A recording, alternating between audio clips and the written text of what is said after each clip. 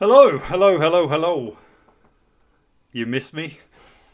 Welcome back to GC McKay's Cope and Seethe podcast, the live version. I'm your host, GC McKay. What's going on, motherfuckers?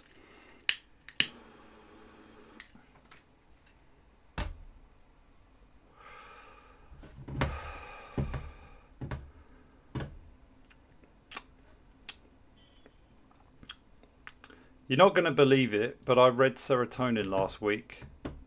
I can't deny that I enjoyed it. It's probably his best work, actually. It's definitely the funniest, from what I thought, anyway.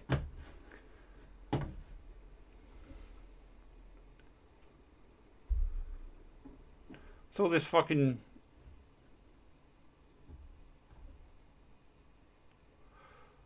Yeah, Hawk, you're first.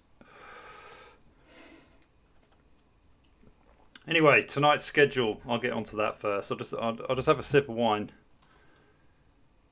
Did I find? No, Hawk. No. I don't need another woman. Nor do I want one.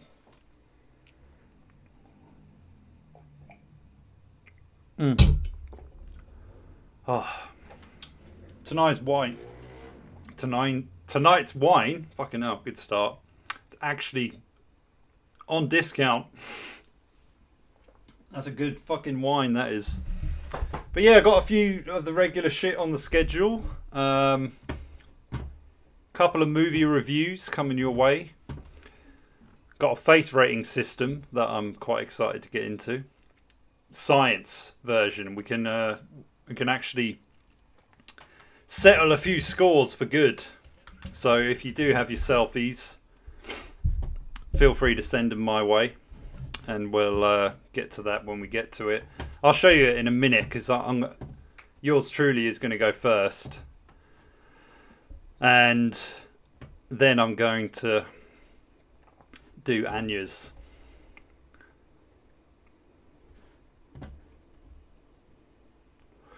So we can know what ring. What do you mean? I've always worn rings. Sometimes I think you lot are pretty brain damaged. You know that. Word to the wise. Jesus Christ. This is what I'm talking about. I mean, those two things shouldn't be put together at the best of times, let alone in fucking beer. Are you taking the piss? I hope you are.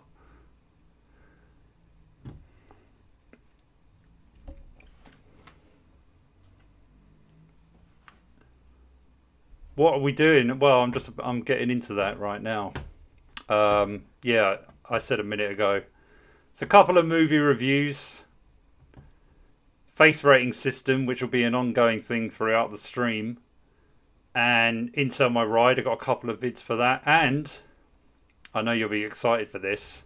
As the Holiday Fund 2.0 is in session, I have a new wheel. Look at that bad boy. Oh yeah. You don't fuck around in this. I'm not going to let you. There's a few new little things on here. Look at that yellow one. We all want that one to come in, don't we? So, much more exciting. I'm upgrading. Haven't been resting on my laurels since being away. I'm getting...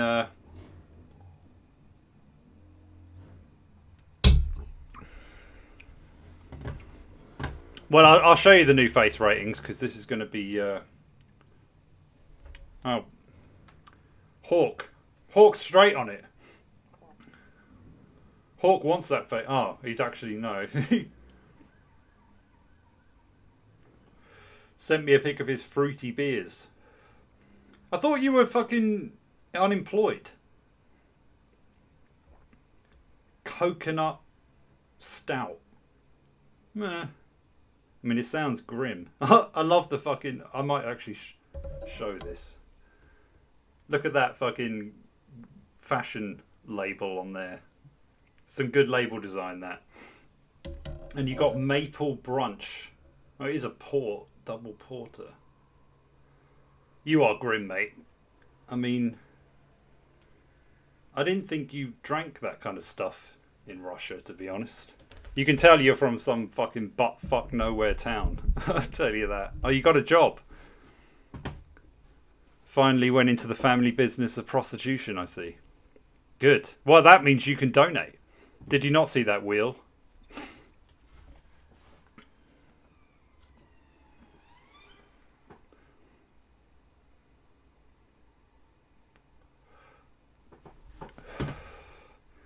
If it was simple as that. I mean, I can look into that more. And then there'll be a £10,000 fund going on.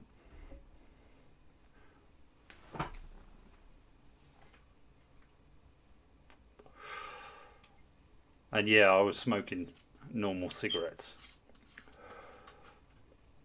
And they were fucking fantastic.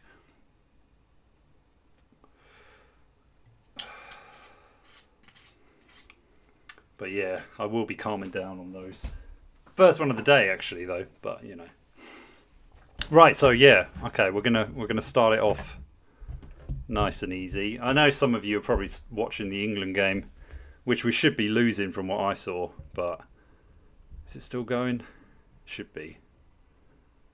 Still 0-0. Big surprise there. All right. It's got about half an hour, so we can get into the good stuff. Right, so I have found a scientific... Actually, I might do a movie review first before we get into that. Because I know you're all eager. But I'll show you what the thing is first. See, look. Am I beautiful or ugly? So this is like a scientific way of testing what's going on. So it's not just my opinion. I will be giving my estimate for any pictures that are sent in, and then I've got a scale here, and I can tell you what your score will signify in your life. Eh? I know you're excited, but first I will talk about which one to talk about first.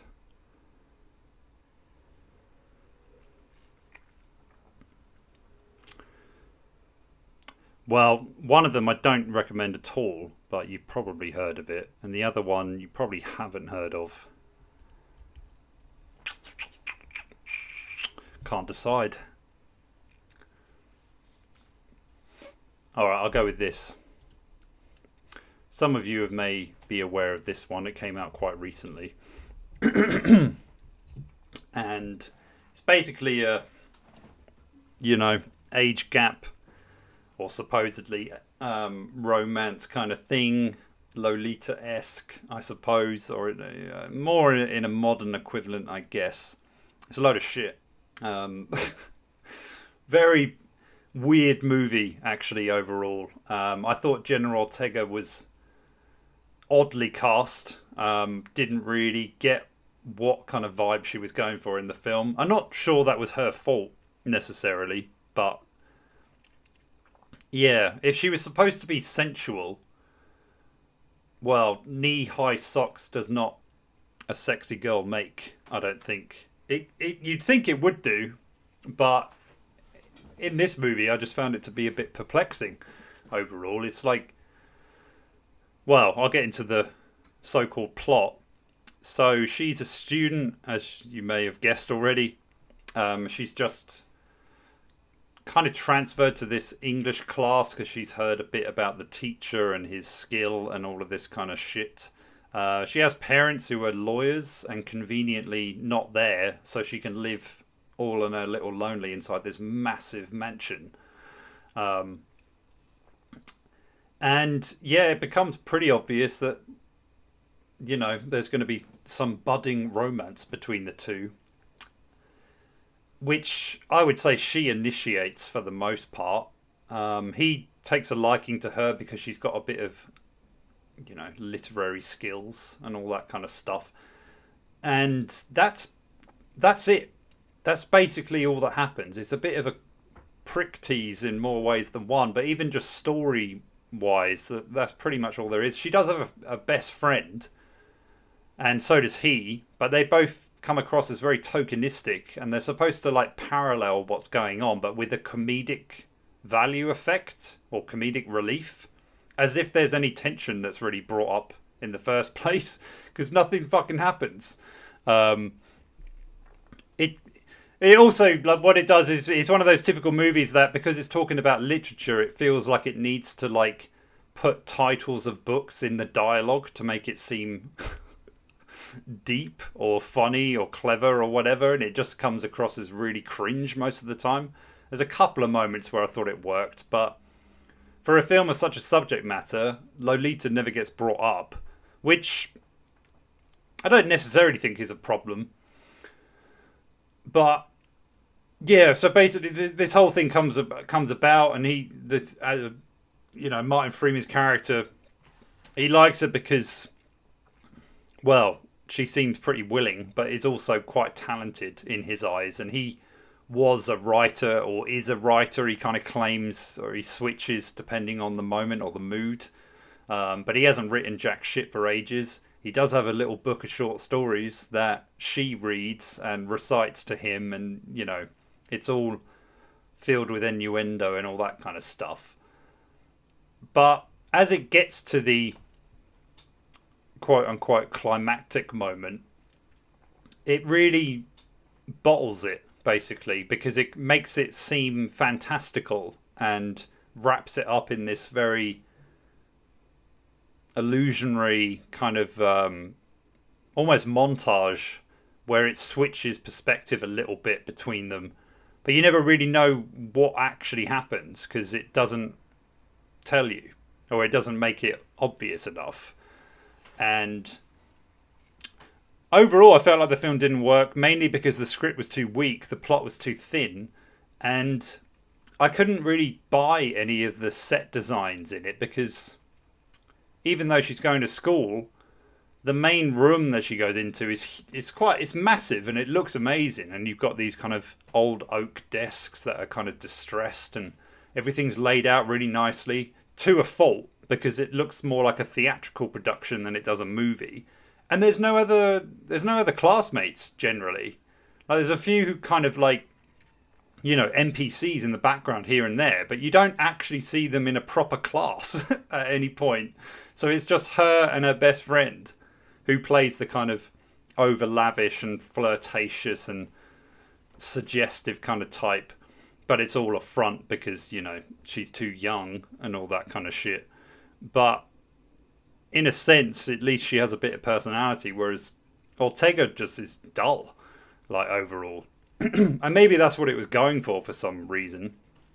Given the ending, like, you kind of felt like, oh, okay, that might have been intentional because it was kind of her arc. But why it seemed to think that she had any kind of sex appeal was odd. I thought it just didn't work. I mean, I saw a film, I think it was X, that she was in, and she pulled it off better in that, even though it wasn't really part of her character. But that was this whole fucking porn getting made and this kind of slasher horror kind of thing. Whereas this is supposed to be actually sensual, But yeah, the mise en scène and the set design really took you out of it rather than, immersed you in the world.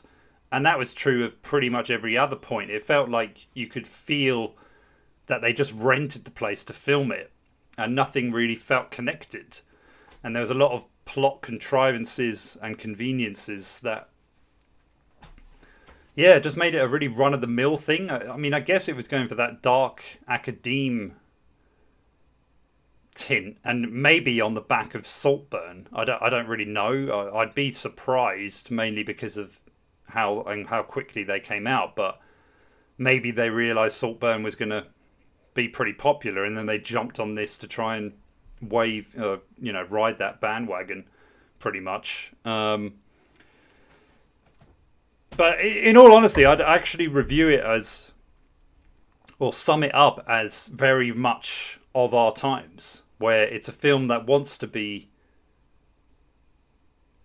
controversial and provocative and all of that, but it does so under the guise of diversity and inclusion and, you know, ESG points and all of that kind of thing. So it's like a woke age gap drama, which of course is never going to fucking work. So yeah, it kind of cowardly suggests quite a few things without ever really delving into anything. Which is I guess it is a shame. I mean, I did hear that it was pretty subpar, but I was surprised at just how subpar it was. I thought there was a few moments here and there that were kind of interesting, but it just ticked all these boxes where, oh, okay, we got the black guy, okay, the white guy, he's not evil, but he's weak and pathetic and has failed in life. Very similar in Anatomy of a Fall, where it just kind of makes out as if the dude in the relationship is just this pussy, basically.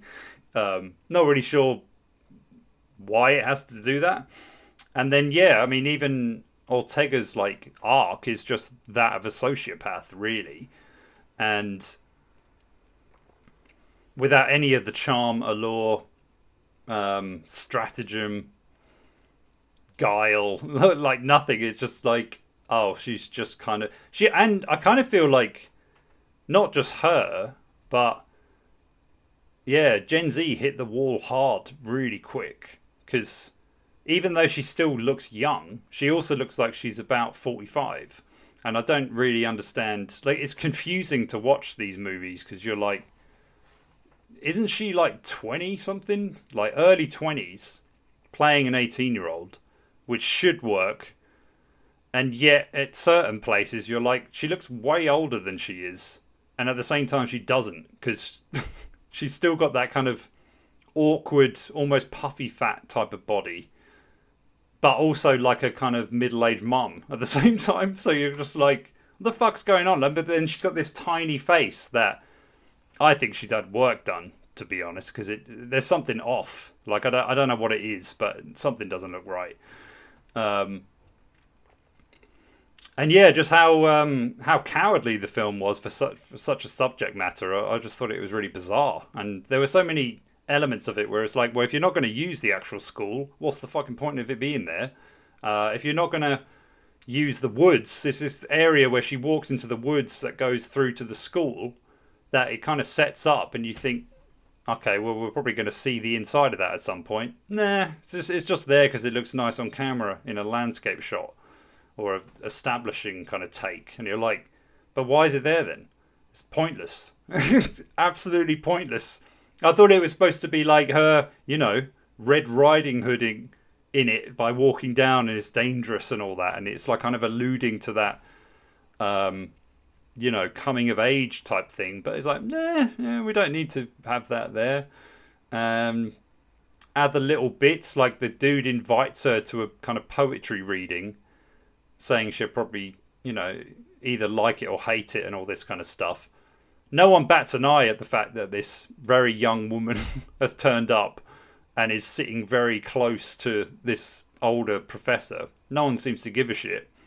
And yeah, the closest they get to like flirting or whatever is just sharing a cigarette. Just a weird film. I actually thought Martin Freeman was all right. Like he was very much him. Like he has this habit of like stopping, and then he does these like little quirks in his acting that kind of worked. And I would like to see him playing a kind of literature professor or something, but in a different context, because I think he could do quite a good job of it. But him trying to be sexual with a girl, I mean, if I was to guess, I don't think Ortega's that experienced. I could be totally wrong, but she gave off vibes of like the typical Gen Z, you know, basement dweller, basically, or someone who just hasn't had the requisite experience to actually portray this kind of character, because there's nothing in her that kind of gives you that vibe of like, oh yeah, she knows what she's doing. And admittedly, she's supposed to be this innocent kind of type, but then again, she's supposed to not be that in the movie. So the movie doesn't know what it is. It tries to be like a comedic, light-hearted thing one minute, then a dark satire the next, and then somehow kind of like a romantic drama. But if you look at the girl who played Lolita opposite Jeremy Irons, she got it. You know, she got that kind of element of like knowing when to be coquettish and manipulative and flirtatious and stuff like that. You don't have any of this in this movie. It's just a slight besottedness between the two of them because of their love of literature, and they suggest a lot of things to do with sex and all that, but they never do anything about it. And the only one who does is Martin Freeman's wife, who's a drunk, and again another character that I didn't really see the point of overall. Yeah, shit movie basically.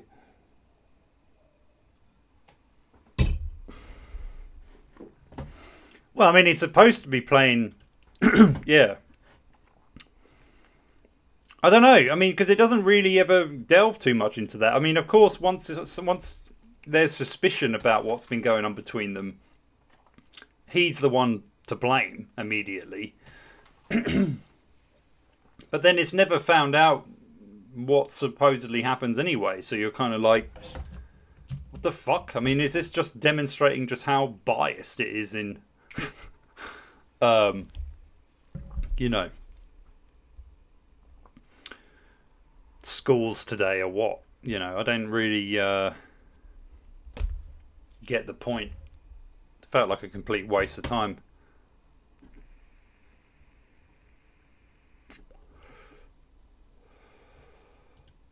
What's up, dude? What's up?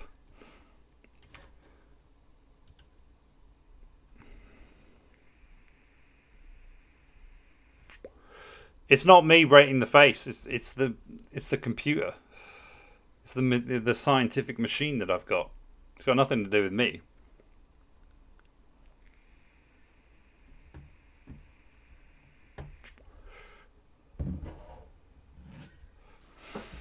Anyway, well, I'll give you an example, and then, well, I could waffle on about the film. The next film, actually, I don't know whether I recommend it. I'll fucking talk about that quick. This was based on something that actually happened, as is alluded to at the bottom of the poster. But when I first heard about it, I was like, okay, this sounds quite intriguing. So if you're familiar with the Stanford prison experiment, or cults in kind of general, and then you hear about the premise of this is that at a fast food restaurant, a guy calls up and claims to be a policeman and speaks to the manager, and then basically tells her that one of her employees has stolen something and that she needs to kind of apprehend her or keep her out the back and wait on instructions, basically. And this apparently happened about 70 times in the States by what we've got to presume is the same dude. And yeah, through, I guess, I mean, hence the title of compliance, because he just keeps taking it a step further and a step further and a step further. And as you're watching it, I think if you didn't know it was based on true events, then you probably just get, I don't know, somewhat infuriated by the stupidity of quite a number of the characters, or just the fact that they're so compliant and willing to kind of go along with it even when the stakes start to rise and get more and more preposterous. And I thought it was fucking hilarious, to be honest. Maybe because I knew it was a true story, but the dude starts to like say things like, oh, well, you've got to strip search her. So at some point, this girl who's on the poster is basically butt naked wearing an apron, and they're still going along with it. And apparently this actually like happened from, and yeah, quite a number of times where these dipshits actually believed that someone on the other end of the phone was a police officer or someone higher above them in their work environment or company, and they just keep allowing shit to keep going on, and he's just like, oh, and he pretends like, oh, he's on some sort of almost like undercover kind of project, or he's investigating this girl's brother, and so he's kind of having to stand back, and he's got someone in surveillance or on surveillance who's seen her steal. So he keeps basically convincing this woman that, yeah, what he's saying is legit. And she just goes along with the whole fucking thing until, yeah, I mean, I could spoil it because it is hilarious. But, yeah, obviously in real life, you would be like, what the fuck? But I still feel like it's pretty funny, to be honest. Mainly because, I mean, at one point, she's butt naked and the guy's like, you should spank her and all this. And, yeah, the dude clearly takes him up on the offer because it's like he's given him the white flag to fucking do what he wants. And then they just go along with it. The girl doesn't say anything. And he puts her over his knee and just gives her a good old spanking and all this kind of stuff. And you're like, this happened? Really? This fucking happened? Like, no one said, what the hell is going on? This is the most unorthodox, fucked up kind of thing. And similar to like the Stanford prison experiment where the guards and prisoners basically get into a fucking war, but they're left to their own devices. Like the guards are told, like, you're in charge, you can fucking do what you want, just make sure the prisoners don't leave. And then they start to abuse their power. But in this one, these people are just at the workplace, but they just go along with it, not having even seen the guy who's claiming to be a police officer. And you're just like, that's not how the police work, numbnuts. Like, a lot of the time. And then when things do get worse, it's just funny, really, because you're just like, how fucking brain dead do you need to be before you go, I think this is a bit suspicious. And in real life, what I thought was a bit harsh, spoiler alert, is like the penultimate thing, or the last thing, is after the spanking, the girl gives this, the guy who is in there at last, because they keep getting different people to stand in, because he's like, oh yeah, we need a man to like make sure she doesn't fucking try to run away and all this kind of stuff. And she's like, oh okay, yeah, I'll get my fiance to come in for it. And he comes in, and at first he's a bit like suspicious of what's going on, but then he's clearly like, okay, I'll definitely do that, don't worry about it, as long as is that okay, officer? But then I kept like, and now in real life, this guy went to prison for it because he got a blowy or whatever. But I just kept thinking, like, it's a bit fucking harsh. Like, why does the guy get punished for this and the girl got like a massive compensation package? And like, she's the one who sucked his dick. And like, he didn't fuck her. And it's like, and you know, this man has trusted this girl to put his penis in her mouth. And what does he get for it? 5 years inside. And he was told by a man of the law, but the two women who were involved in the whole thing just got compensation. I was like, what? It's like, how does that make sense? But still, hilarious film. It is like a dark or black comedy, essentially. And I think knowing it was in real life made it funnier, because it was just like, whoa, this is crazy. I think there's one young guy who's like kind of friendly with the girl, and he's like, no, I'm not getting involved in this. Like, what are you talking about? But that's all he does. He doesn't do anything else. And he gets in touch with her brother, and her brother's like, what are you talking about, dude? I'm in like another state. Like, shut the fuck up. And then the guy still just sits on his laurels doing nothing. He doesn't tell anyone. And it's like, why? Why wouldn't you? I don't know whether that was added to the film or not, but it didn't make him look any better. And yeah, there was a few like reviews and whatnot saying it kind of depicted the fast food restaurant environment and the kind of anonymous feeling people have working there, and that whole feeling of, because they do add this whole thing about like a mystery customer's supposed to come in, so they all need to be on their best behavior, so that kind of falls in, I suppose, quite well with their compliance and all of that kind of stuff. But yeah, it's only when this like one guy right at the end is the only dude who actually goes, this isn't how law enforcement works, you morons. It's like, and then that's it. And then you see this woman getting interviewed for it, like basically saying, like, didn't you think it was a bit suspect when he told you to like strip the girl butt naked and stick your finger up her ass to check if there was money there? It's like, oh no, I was just doing my job. Hilarious.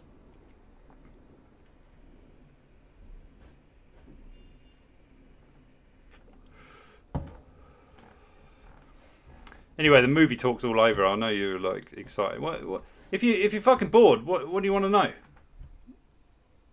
I know you miss me. I mean, I've shown you the new wheel. I mean, what more do you want? Look at this sexy thing.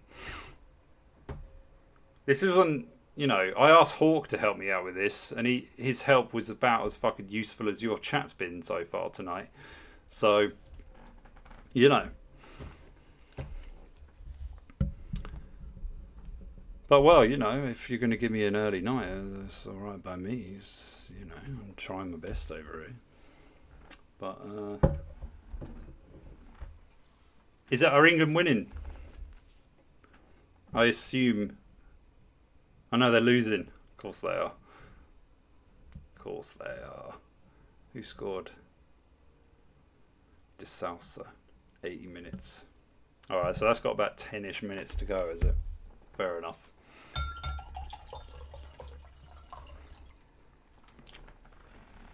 Right, well, I mean, I can get on with the face rating.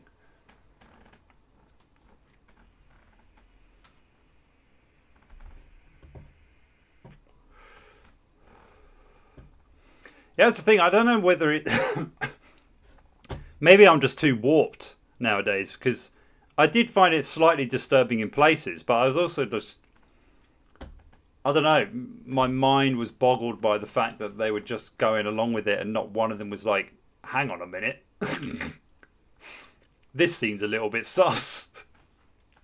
Why are we just going along with it when this fucking so-called cop hasn't even entered the restaurant? We don't know what he looks like. We just I mean, he knows a couple of convenient bits of information that could give him some legitimacy, but yeah, at some point you're just like, what?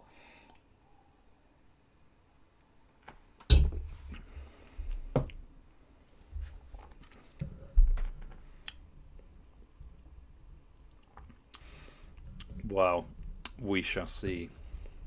We shall see about that. Right, yeah, so if any of you want to contribute, if any of you want to know, we can arrange that. This is the face rating system. I'm going to go first, because why the fuck not? And look, you'll see what I mean in terms of like, this is proper science, you know. So,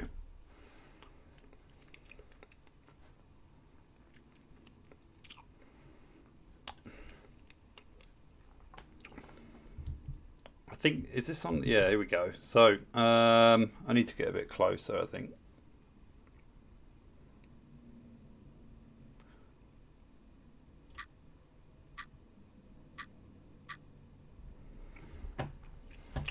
No, that'll do.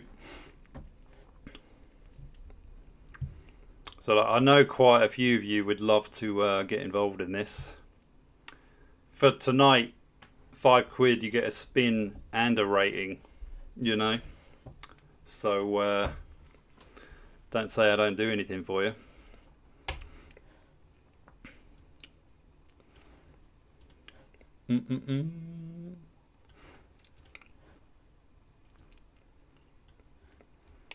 It's lined up perfectly. What are you talking about? You're looking at the wrong thing. Look, I'm going along with it, Joseph.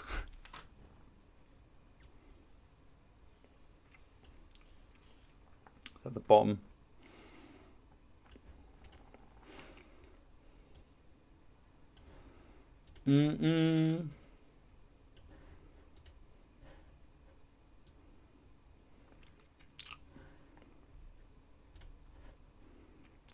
So look how complicated this is.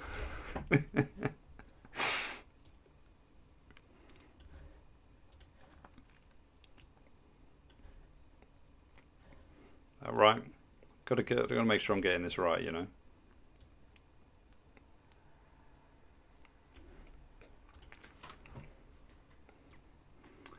If you want your own mugshot rated, just have to send me an email. That'd be the easiest way to do it, because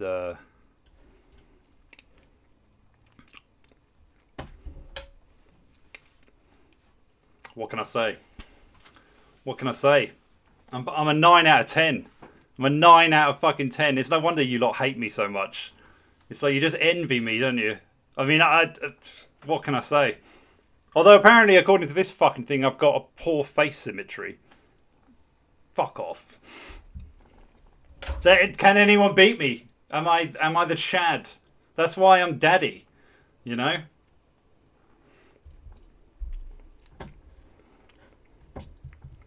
So yeah, let's see what this means. Let's see what this means. I'm actually slightly annoyed that the score's this high because I believe my girlfriend's hotter than I am. So, but we will see. I'm nearly a 10. It doesn't really say much for the dudes. It just describes what we already know, you know. That's why I need you ugly fuckers to send your pictures in, so we can get into the good shit. You know, 9 out of 10 is just comparing me to why I'm not a 10, basically. That's about it. So, I don't want to restart with me, though.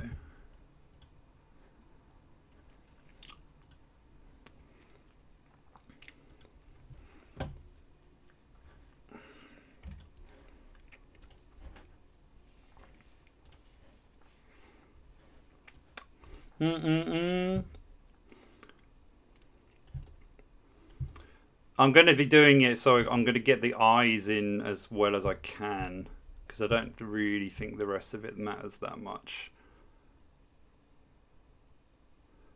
I think that's good enough.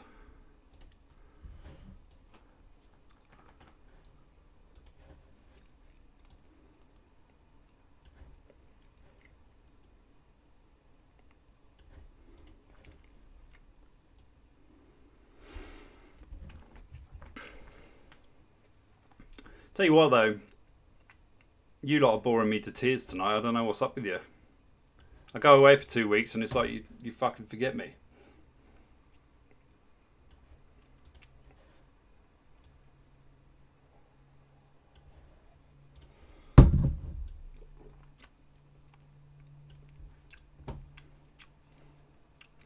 Watch your mouth, Hawk.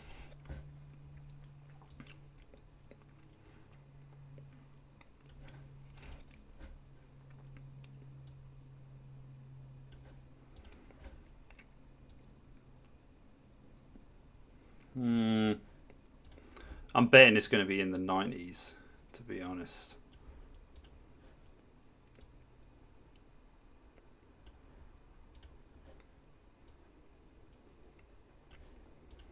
Mm-mm.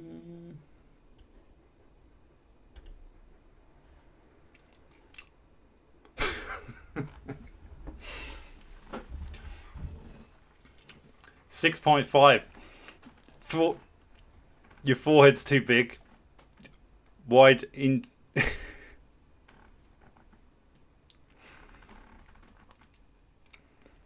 Well, I think I'm punching. Apparently, according to this thing, but it says you're good looking still. But 65%, fuck off.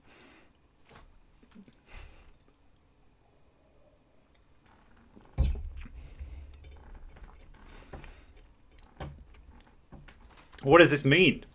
Let's find out. Small chin, small mouth for nose. Not really. Brutal. Savage. Well, according to this scientific investigation, she's basically going out with Brad Pitt. You're objectively less attractive. Fuck off. Hey, I don't mind it. I agree. I don't think. But well, do we round it up or down? I think you got to go up. So as a 7, your sexual rejection rate is 4%. Unless you are approved, you will have at least 20 sexual partners before marrying. Congratulations.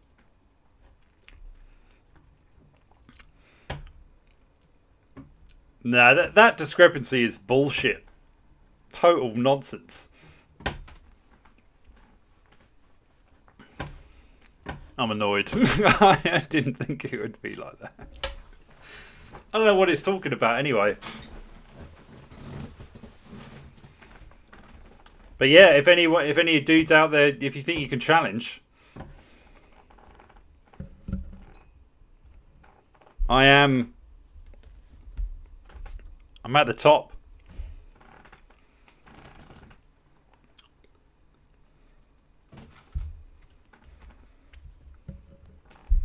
I don't think Emma Watson's mid.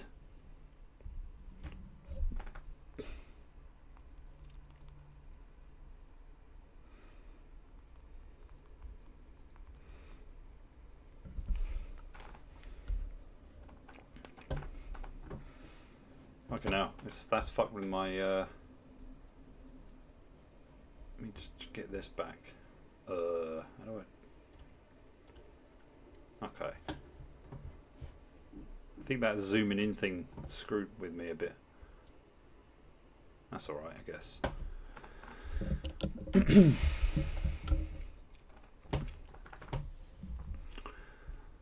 How much for the spin? I said 5. And you get a face rating if you want it.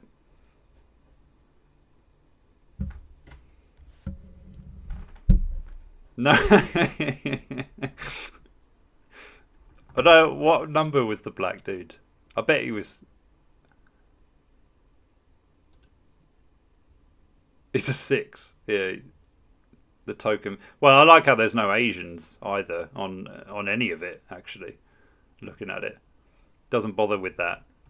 They're not real people, so.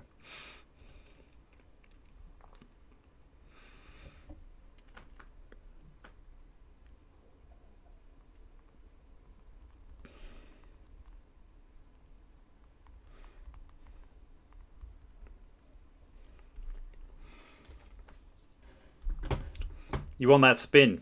You're a glutton for punishment, Hawk, because someone else wants a spin. Painbow, you little slut.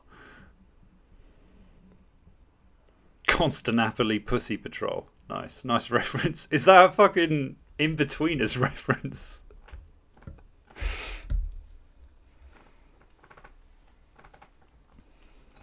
I actually love the In-Betweeners, so I wish there was more programs like that out nowadays. The world needs a program like that. Get cancelled in about 5 minutes, but it's hard to even believe that came out. And it's not like it's super controversial or anything, but some of the jokes in it are like, yeah, pretty laddish. And all right, calm down. I'm doing the spin. What's your new job, by the way? I'd like to know. I hope it's not website making, because I've seen your handiwork. Jesus. You'll get sacked in a week. Right, so Hawk's got a spin, but Painbow's going first. Alright. Here we go. Look at this beast. I can't believe no one's sucking my dick over this. Like, come on. The amount of work that's gone into this. Boom! That's a bit slow. Sound effects and everything. Probably going to come on... I should have explained a couple of the spins.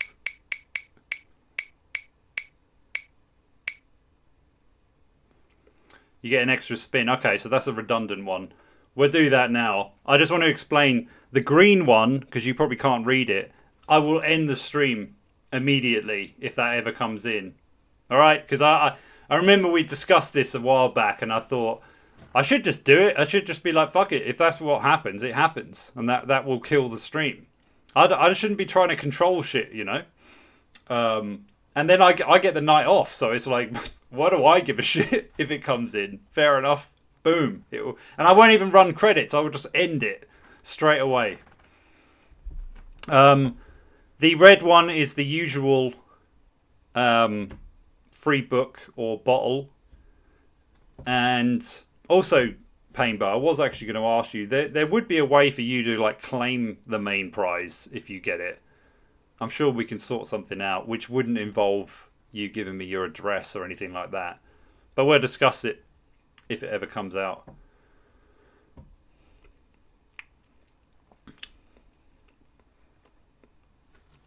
Well, I don't know what's wrong with your right. Yeah.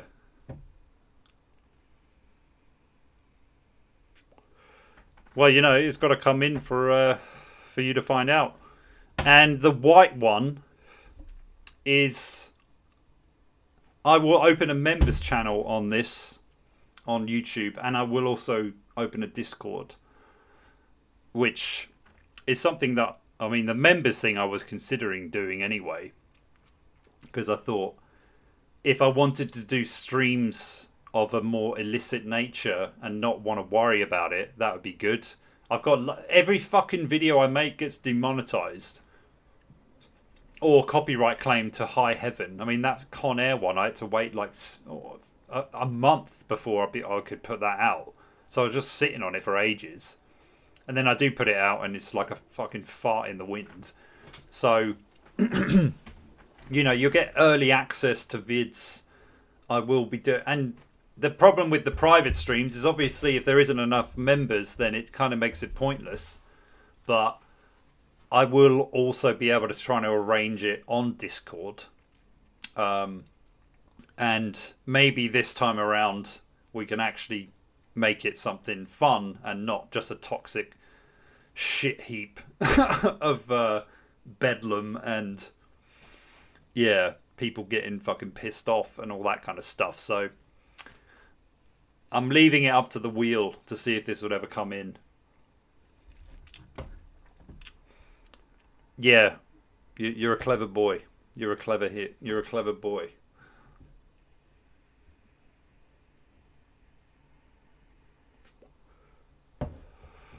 Anyway,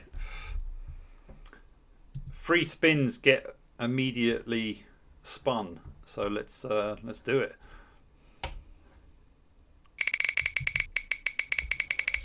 It's gonna be end stream. If it's end stream, you're out of luck, Hawk.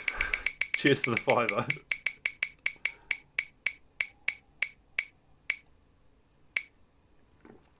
Congratulations. Well, that was close. That was close.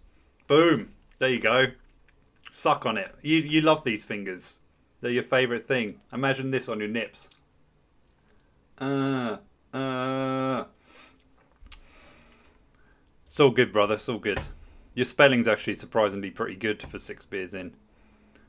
Hey, I don't want to, like, that Con Air video is actually fucking hilarious. I thought it was one of my best ones. Then again, I probably think that near enough every time. But be that as it may, it flows well. The sarcasm in it's good. And Con Air is something, it's a guilty pleasure review, really. Maybe I should have labelled it as such. But yeah, I wanted to do a few where I was just talking about some pretty goofy fucking movies, but ones that I just kind of love. Because Con Air's great because it knows how dumb it is and it just relishes it. And it does have a good script. Some of the one-liners in that movie are just... But, yeah, no one gave a fuck. So, alright, Hawk, here we go. if it does land on Bully Hawk, I want the chat to join in with me, and we'll just trash him for about a good couple of minutes, and then throughout, just all the time, you've got. I won't put up with you bullying other people, but you can just bully Hawk all the time, and I'll do nothing. In fact, I'll join in. Like the school pussy, like he comes along, and it's like, oh yeah, I'll just get a few jabs in myself to save face and seem cool, like the hard kids. It's gonna come in end stream.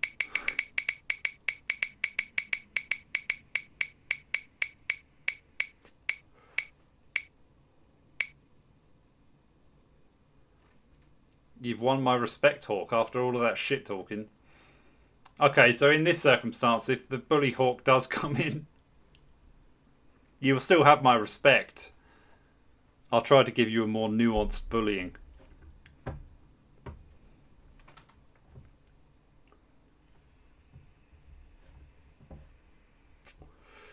But yeah, well, another stream. Same old fucking prizes so far. Apologies. You gotta love it though, the sound effect alone. And, well. There you go. That's the sound of my respect. You like that, didn't you?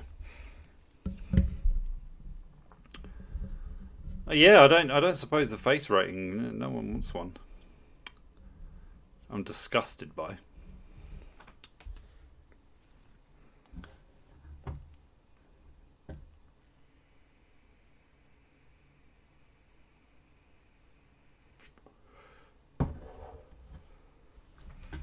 They should all be in yellow. Do you think you'd be able to read them all? I don't think so. You can only read it because it's in fucking capital letters and it's really well separated because they're 5 letters each. The rest of them aren't. And yeah, I had issue with that. Thank you. You can read other ones. In fact, you can read all of them apart from the small ones, which I just explained what they are. Shut the fuck up. Little bitch. Fucking hell.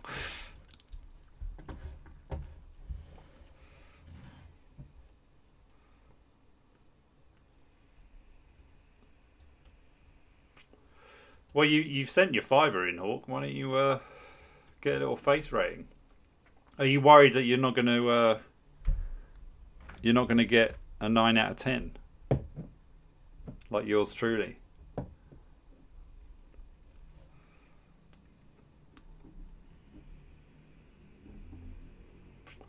I think Anya should send me another pic, to be honest, because I'm not. I think that was total bullshit. I must have fucked up the alignment somewhere. Something went wrong. Gotta love how that app doesn't ask you how old you are either. It's just literally measuring, like, the supposed. Because your nose could like come this way, but it could be out here. You know. Not that I'm not one for shitting on the science of it all, but.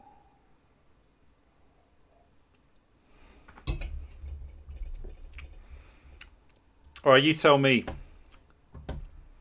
Patrice. What would attract clicks, motherfucker? You clever bastard. I told you about serotonin about 2 years ago, and now you suddenly read it, so. I don't know what point I'm trying to make there, but.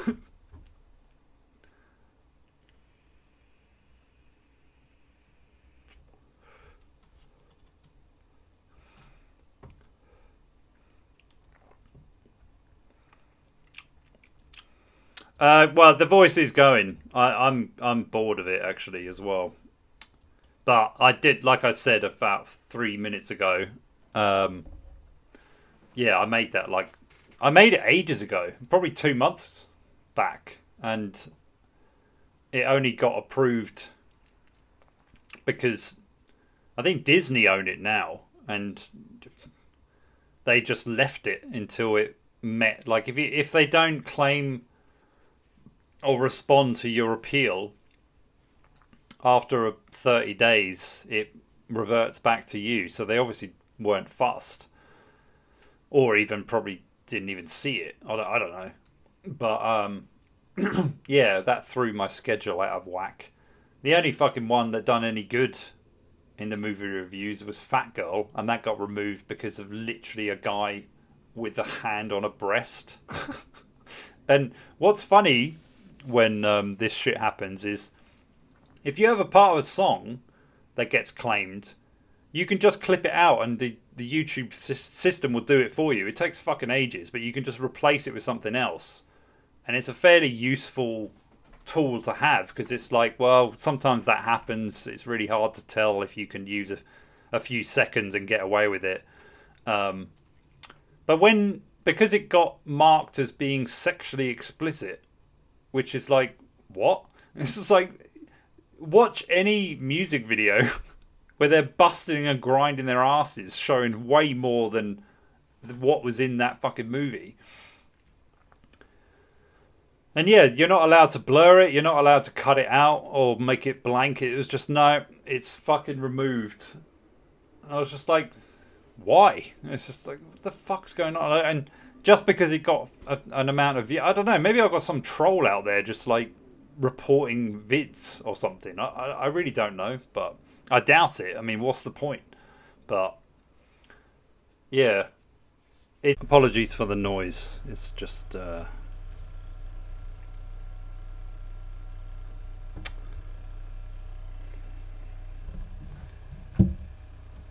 collateral damage, you know. Is that the right? That wouldn't be the right expression, but whatever. Well, I mean, I've only really got a couple of inside my rides, so I can take my time.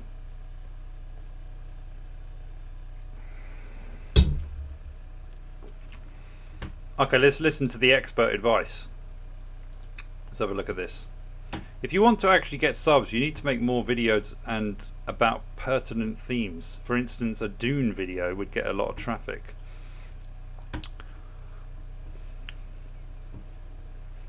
I get the angle. I don't think that's true. I mean, it's probably more likely to. I'll admit that. But in the same vein, there's so many videos about that for yours to be the one to actually get, it's not like you're the critical drinker and doing it, or Chris Stuckman or someone like that. It's like there's, for every like few, you know, ones who actually get a lot of attention, there's probably 10,000 who are doing it that don't. And that's probably just in, you know, the west side of the states. I'd say it's like in the hundreds of thousands who are trying to capitalize on it as well. If you've already got some kind of established base, yeah, sure, maybe. I mean, I thought the same when I did the Barbie roast, and that tanked miserably. So yeah, I mean, admittedly, if you can do it timing wise pretty well, you will probably get more viewers or whatever. But I don't have the resources that these fuckers have. I can't put that kind of thing together, because for one thing, a lot of the time they're reviewing it whilst it's in the cinema, which I guess I could find some cam version of it if I really wanted to watch it, but I hate watching stuff on cam because it looks awful. For certain films I wouldn't care so much, I guess. And yeah, I don't know, maybe I'll experiment and try to stay ahead of the curve, let's say.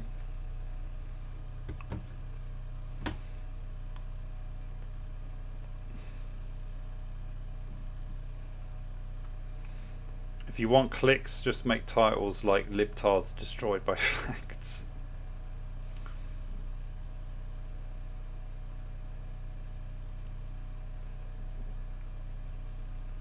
What have I been reading? Good question, Feanor. Actually, I've read a fair few of late, I guess. Everybody Lies, which is a kind of big data kind of book, which I thought was quite interesting. Just kind of pointing out, like in surveys, how people respond, and then they actually look at like data to see what's actually happening. Like on Martin Luther King Day, you'll see a lot of people searching for nigger jokes, which I thought was pretty funny.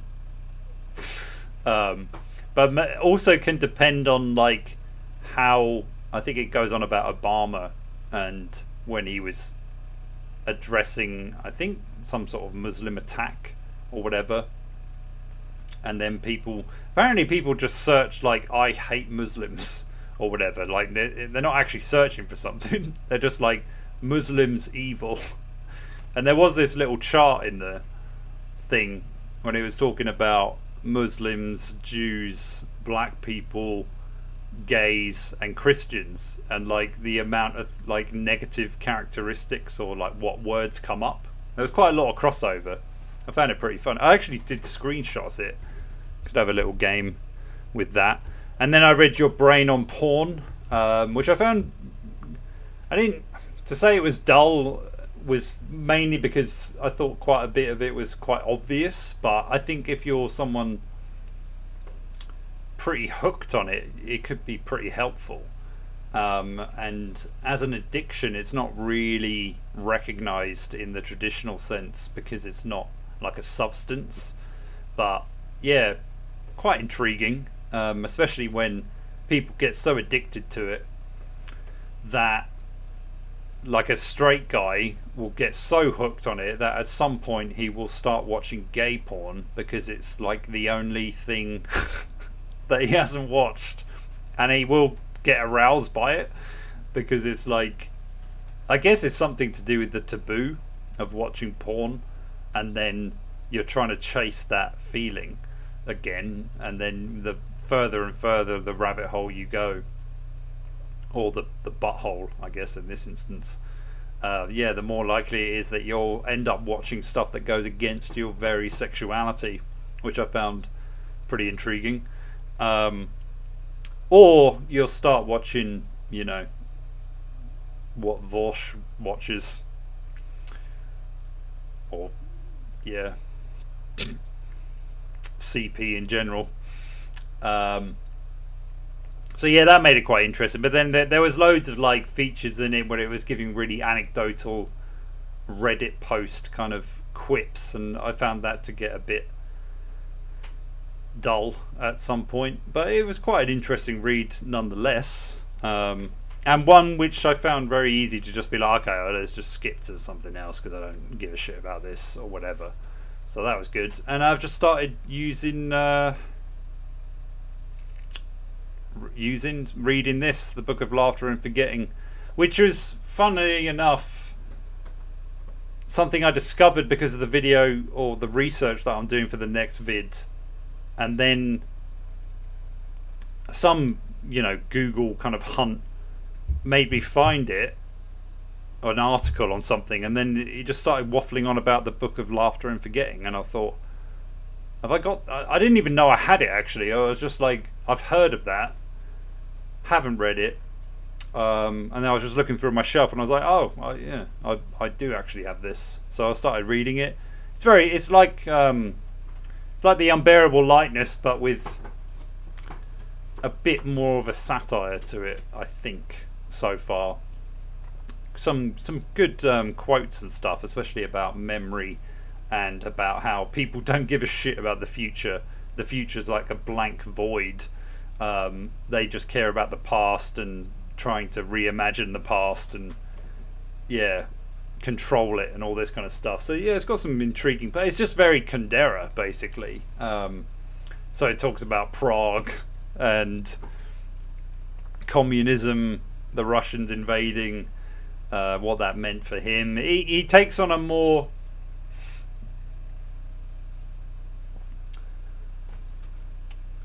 I don't know, I guess a more intrusive role. Like he refers to himself in the, I, basically, as the author, which is somewhat unorthodox, I suppose. But it works with the style he goes for because it's pretty quippy, and yeah, it's got some like oddly erotic scenes, but at the same time, kind of not. They're just more about like this guy is featured, and he has this. He's had an affair with some ugly woman in his past who he can't seem to forget, but he wants no one to know about it because, well, firstly because of how unattractive she is, and he thinks that will ruin his reputation if people knew, but everyone kind of already knows, so it's pretty funny. But all it's done so far is kind of almost like a collection of different anecdotal kind of stories, so it moves on to different characters within each section so far. But it's pretty good. I'm enjoying it. I don't think it's outstanding by any stretch, but see how it goes. I don't know whether those characters will come back and like start to intermingle or anything, but no, not really. I mean, I've had a friend who was pretty hooked on it to a point which I was like, I don't get that, you know. I mean, I remember him telling me that he had to deliberately stop watching porn just so when it came out of his system, so to speak, he would actually, like, he'd have no choice. So when his biological impulse would kick in, instead of allowing himself access to porn, he would have to like hit up the dating apps or just go outside and try to like talk to women, because that was like the only way he was gonna allow himself to release. And I was like, that's kind of what most of us do normally, you fucking weirdo. It's like but you know, I mean, he was someone who actually actively blocked porn access kind of thing. I was just like, dude, I mean, Jesus Christ. I mean, he must have watched a hell of a lot of porn, basically. But I think I was kind of lucky because I didn't I didn't grow up with the internet, basically, so that helped. I'm sure it must be very tricky if you're an adolescent and you get access to the limitless content that's out there. And apparently, like in that book, it describes how when you're in your kind of development years, it will actually create a dichotomy, or your sexual stimulation will start to only react to that, which kind of makes sense, I suppose. And then that's the reason why. I mean, it's probably why a lot of young dudes aren't even trying to fuck, actually. Not this whole like, oh, it's because we can't get dates or whatever.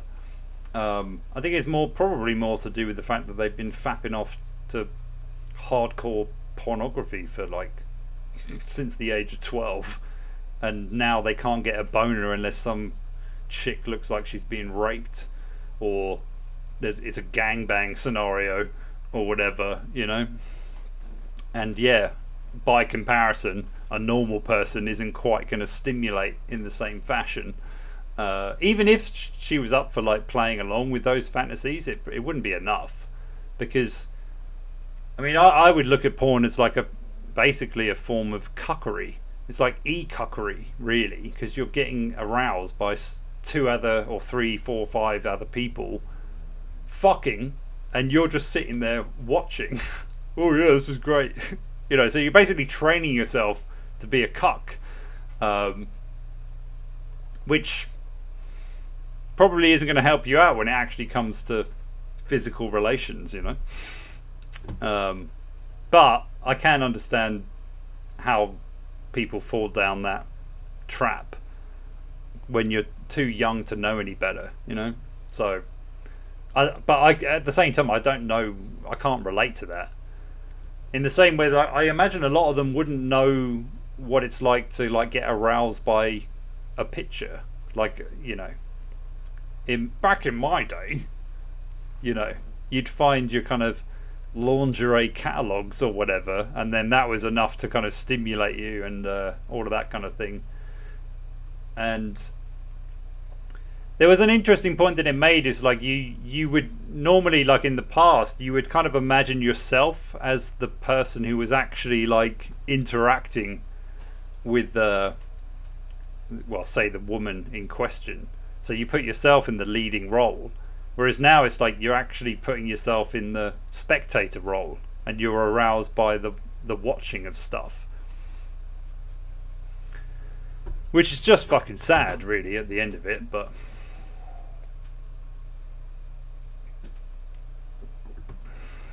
well, there you go. There you go.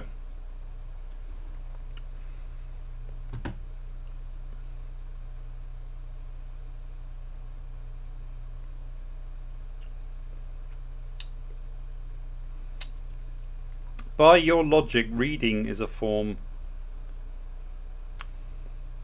Not really. And I'll tell you why.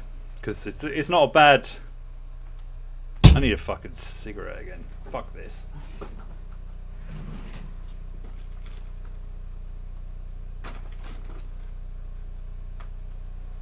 Not a bad. Yeah, I actually think I had the same kind of thought. But when you're reading literature, and let's assume it's erotica, but I think it could be any type. Even though what you're reading is like you visualizing other people, you're actually using your imagination. You're attributing your own experience, thoughts, creativity to a certain extent. Whereas when you're watching pornography, everything's there on the surface. So there's nothing to imagine, is there? It's literally given to you. Yeah, you could say the POV shit or whatever is like you can imagine it to be yourself, but it's still, everything's there in a, yeah, you don't have to think about it. It's like, oh, do I think this chick's hot? Yeah. Like that matters. It's more like, oh, do I like what's going on? Or do I like the perceived reality of it or whatever. Whereas, yeah, with erotica, I think it's far more imaginative. You know what I mean. Maybe it's still slightly a form of cuckery. I don't know.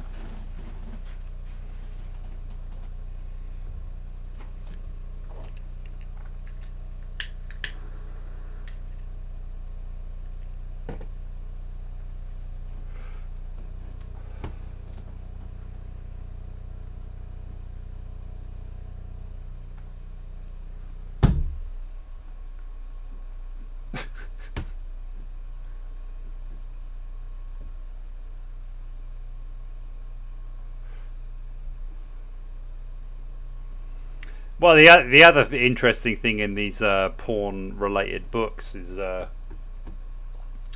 what men are into is far more akin to like what guys are into. So you've got like gay guys, I mean. So you've got like the normal thing of tits, ass. Pretty much that's it. Tits, ass, but apparently it's quite important for the guy to have the cock in there, whether straight or gay. Which is pretty gay in general, but we love to have the cock in there. And tranny porn, if you call it that anymore, transsexual porn, is a testament to that, because that's most popular within the straight community. So yeah, I mean, and literally like, chick with a dick kind of thing. Gets off the dudes, and yeah, there's a few other things in it that somewhat slipping my mind, but if you're a gay guy,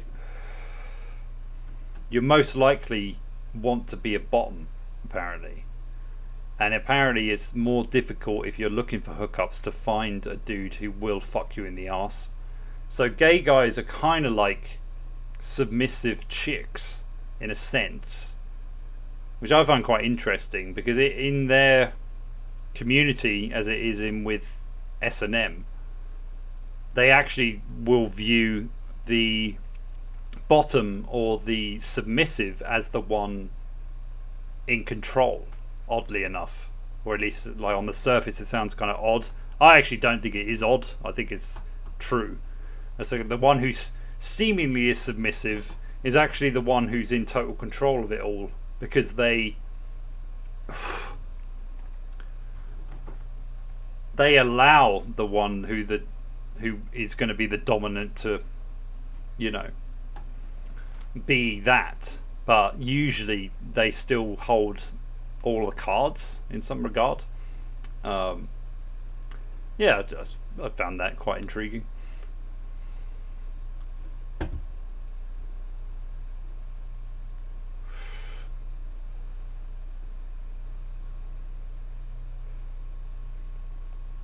Okay.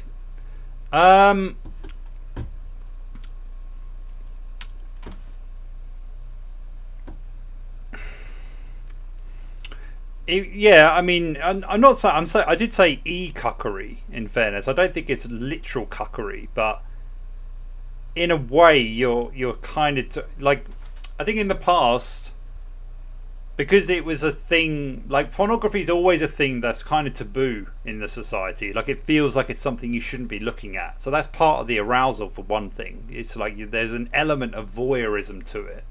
No matter how normalized, it always kind of feels like you kind of know. It's just like, oh, because sex is usually a private kind of engagement in the traditional sense, or even just in the normative sense. So there's always that element of the taboo, which I think is why people want to chase it so much. It's because you want to get that feeling of like freshness, of novelty, coincided with the element of like, oh, I'm doing something I shouldn't. And being a peeping Tom, which is kind of what you're doing by literally looking at a screen at two people fucking and, you know, doing shit that you're projecting a normality to it, because obviously it's all, you know, in a set, for one thing. It's all filmed, it's all controlled, it's all bullshit, basically. And yeah, I think initially, or most of the time, you're imagining yourself as the guy doing the thing, but I mean, what are you doing? Are you just looking for dudes who've got a very similar cock to yourself? So yeah, that looks like my dick. I can buy this. This fits well with my imagination. But yeah, I mean, I'd still say it's somewhat cuckery, because a lot of the time it's like, I mean, I don't know. I mean, I'm not a fan of porn. I mean, I don't think you need it. I think it, well, I was going on about it being a taboo. I think as a special treat kind of thing, it's all right. You know, it's fine to delve into it now and again, because it can be a form of release and all of that kind of stuff. But if that's your primary source of like sexual release, after a long enough period, it's gonna fuck you up, whether mentally, erectily, or otherwise. Like it's you know, do you not feel the element of shame after a Tommy Tank? I think every guy has felt that.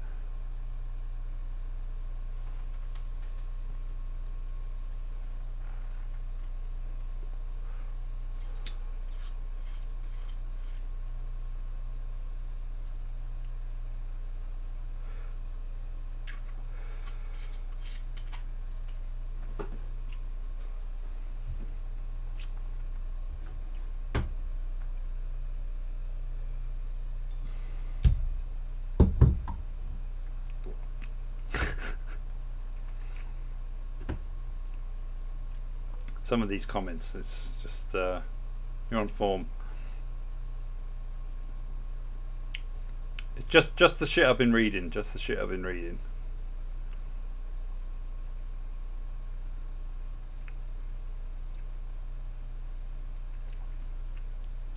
Well, you tried watching gay porn with the missus?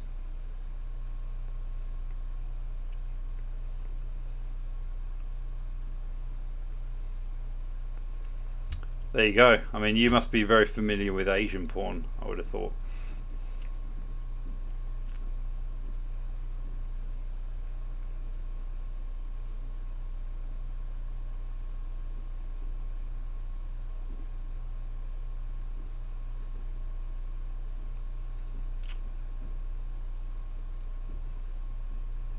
No, they are fancy cigarettes, essentially. They're nice.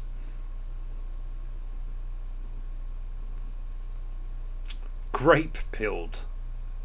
Grape pilled.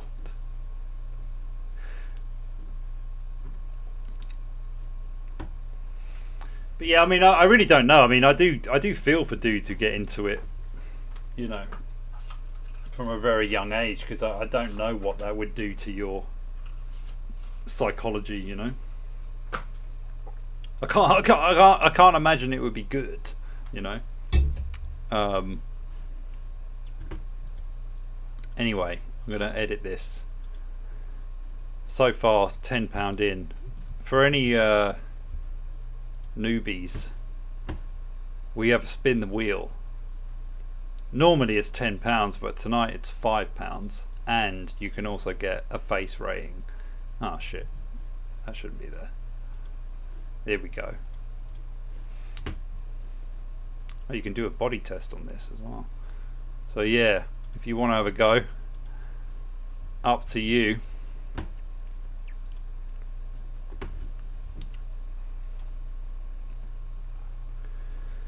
But if you're a 30-year-old virgin, how are you going to get release? Well, I mean, if you're not,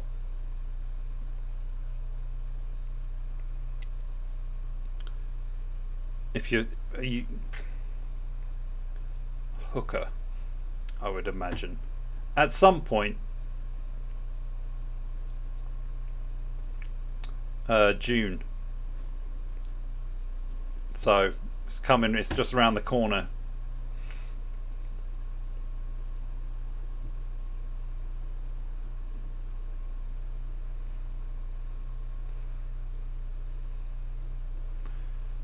Oh, you watch straight porn. Thing is, I'd rather, like, you know, if the things that I've watched in porn, I've done, and like normally it's like, I don't know. I always kind of thought the things that I'm into, I was into as well. So when I see it too much in porn, I'm like, fuck off. It's like that. I came up with that. But obviously there's a porn for everything, so whatever. But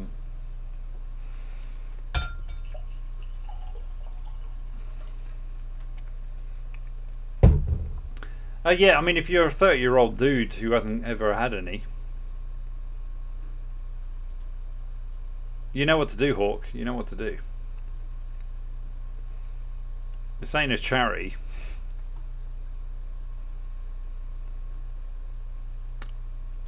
So would I. So would I. Why not? Especially at that point. I mean, I don't really see what the problem is. At least you're going to get some, and you can have a girlfriend experience with it. Like, a lot of the time, like, you can just ask for that. Not that I would know, to be honest. I'd admit it if I did. I don't know what it's like, and I can understand a reluctance towards it. But I mean, it's got to be better than sitting around just jacking off. At least you, even if you don't fuck the girl or even do much, it would be something new. You know, you actually get to touch another human being. So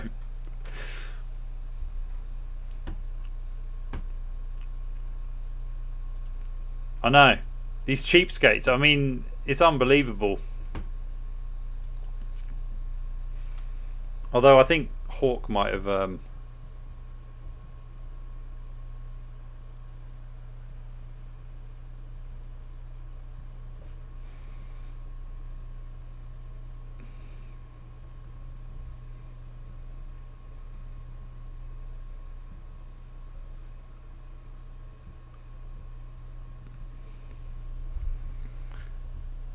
He's telling me to do the wheel. Okay.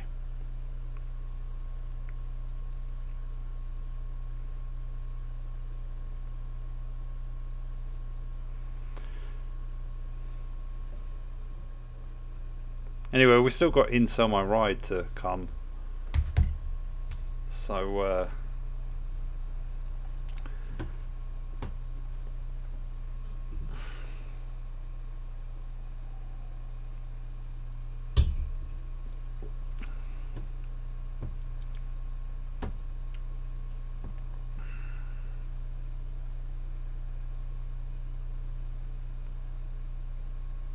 can't imagine not getting addicted to hookers. You'd buy them weekly. I don't know. I don't know whether you would, really. I mean, I wouldn't say it's something you should replace porn with. I'd cut out the porn altogether first and foremost. I mean, even looking at lingerie mags or whatever is kind of a form of porn, you know. So I don't know. Use your imagination. That could be good. Maybe you'd get. I mean, but wouldn't you rather like get laid even just once every fucking 6 months with a hooker than jack off in your room? You know, the whole time. I don't know. Maybe that's just me. I mean, obviously, the first time you do it, you're going to be probably shitting yourself because you don't know what the deal is with it all.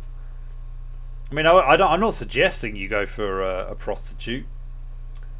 You're probably better off trying to get like a one-night stand. I mean, they're not hard to find, really. Anyway, I've got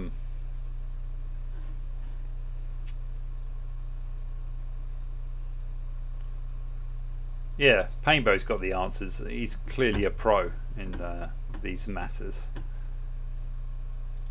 Hawk, you still there?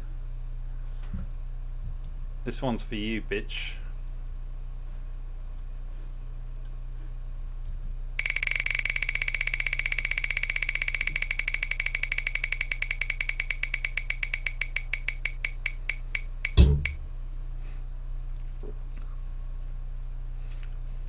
There you go. Donate again, motherfucker. Show me the money. Show me the money. Show me the money.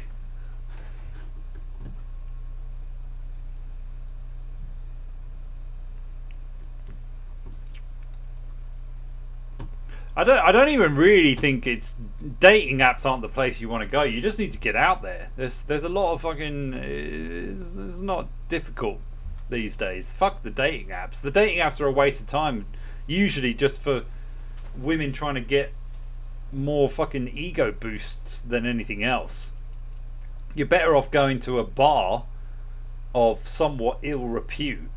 There's gonna be some easy chick who's drunk too much, you know. But again, I don't know. I mean,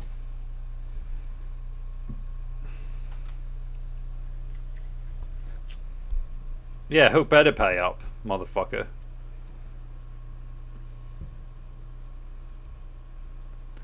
Yeah, the donations are slim this evening.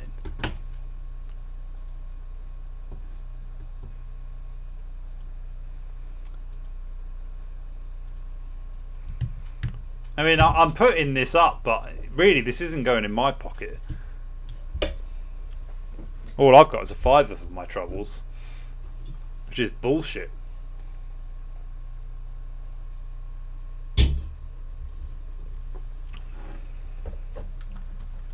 Anyway, we'll do a quick. Hawk, you're going to relate to this one. Alright. Okay, I'm going to get through this list. This is for entertainment purposes only. Excellent. Let's go. So yeah, my worst rejections by John Rejected K. let's do this. So he's just going to go through each one. Boom. Not looking for sympathy. I walked up to a girl once and said, hey. She said, ew, and walked away.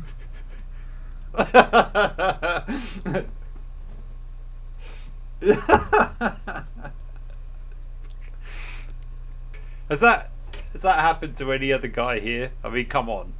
I don't know whether it's these American bitches who were just like this, but that's pretty savage. Saw a girl dancing kind of near a group of guys on the stage. I hopped up on the stage. This is when I was like 19, and I kind of started dancing and scooted behind her. She danced on everybody, and as soon as she got to me, she started dancing on me, turned around and said, no, not you, and then hopped off the stage.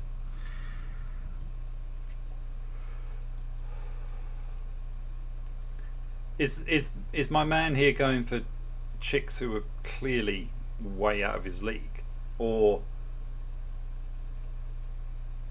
I don't know, because it's not a bad looking guy. I mean, he's not maybe white enough, assuming he's in the States. He's got a bit of terrorism in his blood, if you know what I mean. So I saw a girl, this happened a few times, that was dancing with a guy. Then I started dancing with another guy, so then I went and asked her for a dance. She said, oh, I have a boyfriend. Then I saw her dancing with a third guy, approached her and said, is this your boyfriend? And the guy said, nah bro, we just met. And I just stood there awkwardly. Dude, you're a simp. Like, if a chick is fucking flouting it around with one or two dudes, you go up and she tells you to fuck off, then she goes to the next guy. But then you reapproach. No, you never do that. Come on. I mean, you're just asking for it at that point. I met a girl from Peru who said that I was very attractive, but she wouldn't go out with me because she only liked a certain other type of guy that was not the same race as me. She only liked black cock. I mean, that's fair. At least she was honest. You're nearly there. It's just, you know, what are you gonna do?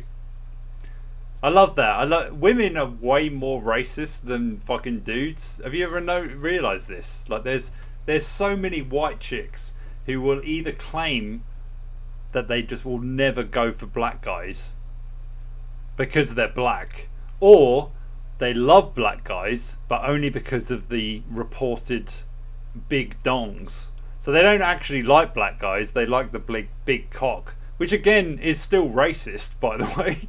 If you're only, because they wouldn't marry them, they're just doing it because it's that taboo daddy told me not to kind of thing. So it's either way. White chicks get away with racism every day. Like all over the place. And yeah, it doesn't matter. Asian chicks do it because they love white dudes, probably because white dudes are the in-between, because the Asian guys aren't hanging enough and the black guys are hanging too much, so the white guy's the happy medium, plus we've got all the power. So it's like, okay, that's what they're really going for. Indian guys, I don't know, it's been over for you forever, so whatever. That's why you have such a high rape count or rape crisis in your country. And yeah, just in general, women are fucking racist. They don't like other races in general, and they're open about it, at least into your face, in a one-on-one kind of thing. But in general, it's crazy. I met a girl from the same culture as me who said that she was bisexual and that she was dating a girl, but she only liked hooking up with guys. So I said okay, and then she proceeded to put me in the friend zone and tell me about all the guys she was hooking up with while only using me for rides or to buy her food. Oh. So he was buying her a Big Mac, and she's telling them about all the guys she's fucked. That's tragic. Dude, what kind of women are you going for, man? Come on. He must be chasing like the worst type. You're chasing the wrong white chicks. You're chasing those typical trust fund baby, peroxide blonde, straightened hair, you know, Snapchat filtered bitches. I mean, this is where you're going wrong, and you're going along with it. You're going, oh yeah, I'll pick you up. I'll take you for a ride. Incel, am I right? You're in the right place. Oh, he seems like a nice dude, though. That's what I've got to say. Seems like an all right guy. That's happened a lot, actually. There's been many girls who have used me for food, drinks, rides, gifts, etc. Another girl told. But why do you let them use you for that? That's the main thing. What the fuck's going on with that? Really?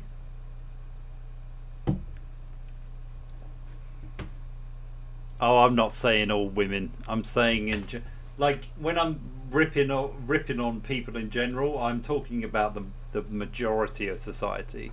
Luckily, there are some decent fucking people out there, but the masses are the biggest pieces of shit you can imagine, and unfortunately, it's very hard to know which ones are out there because they're not defined by class or education or fucking anything. They're just everywhere, and a lot of the time you actually have to get to know them, and you're like, oh, you're clearly a racist or a sexist or just a fucking moron, or in general, or a narcissist. You know, there's just loads of different things that are just like just another part of the masses, you know. Me that she wanted to meet me at the beach. She was visiting Miami. I drove over there, waited for her for an hour, never heard from her. Then as soon as I turned around and went home, she texted me and said, sorry, my phone was with my sister. Many dating app experiences that are terrible, but one was this girl told me to come meet her tonight. She sent me her address. Boom. Actually, she did not send me her address. She told me that she would send me her address. Told me to pick her up at 9 o'clock. Right. Told me to text her on her number. I got her number, texted her number, and said, should I pick you up at 9?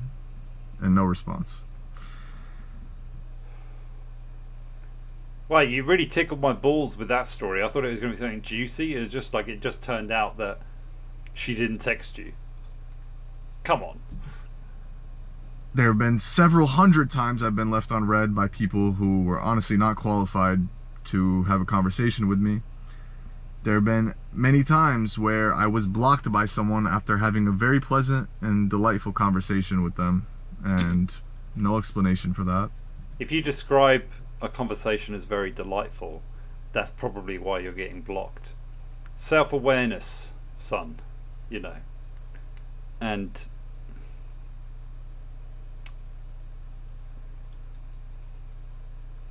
having conversations on DMs or whatever, they're not really conversations, are they? You've always got to be somewhat cautious unless it evolves to at least FaceTiming or whatever, at least actually seeing the person, even if it is through a screen, you know. You should very quickly get it outside of the text realm. That's the first bit of advice. Don't stick with emails and DMing. That's just amateur play. You can't be doing that. She's just laughing at you. Especially if you don't even mention, like, yeah, I mean, if she's interested, she'll be straight on that anyway. So that's one sign that, yeah, that's where you should be saying. One of my favorite things is when I ask a girl what kind of guy she likes, and then she describes me almost perfectly, physically and just like in terms of attributes. And then when I say, well, what about me? They go, no, not you. Dude, Jesus Christ. I mean, you I don't think it's terrible to ask about what type she likes. In kind of, you only ask that question once you've fucked her. That's rule number one. You don't ask that before you've got in there, because what are you going to do with that information? It's not like if you ask that question, she's going to go, "Oh, it's you, big boy. Whip your dick out." That's just the fantasy you've got in your head. Too much porn. That's not going to happen. It's not going to happen ever. Even if she fancies you, that's not going to happen. Like, dude, don't. You're setting yourself up so much.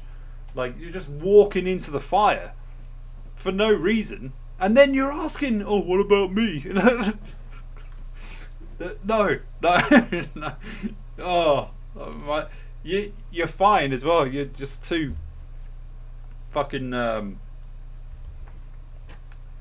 insecure, I guess, would be the easy word to get. Like, you're too worried about it. Like, that's the reason they're not going to say you're attractive, because you're giving off vibes of like, "Oh, I'm not sure what I think, I'm not confident in who I am." And admittedly, yeah, you're trying to be vulnerable or whatever and see eye to eye or whatever your fucking reasons are. That's the last thing you want to do with a woman initially. You don't ever want to do that. The only way you can get away with doing that is if she clearly is very interested in you. But if it's casual, you're just friends and whatnot, that just tells her that you're not worthy of fucking, basically. You're putting yourself in the friend zone if you do shit like that. Jesus Christ.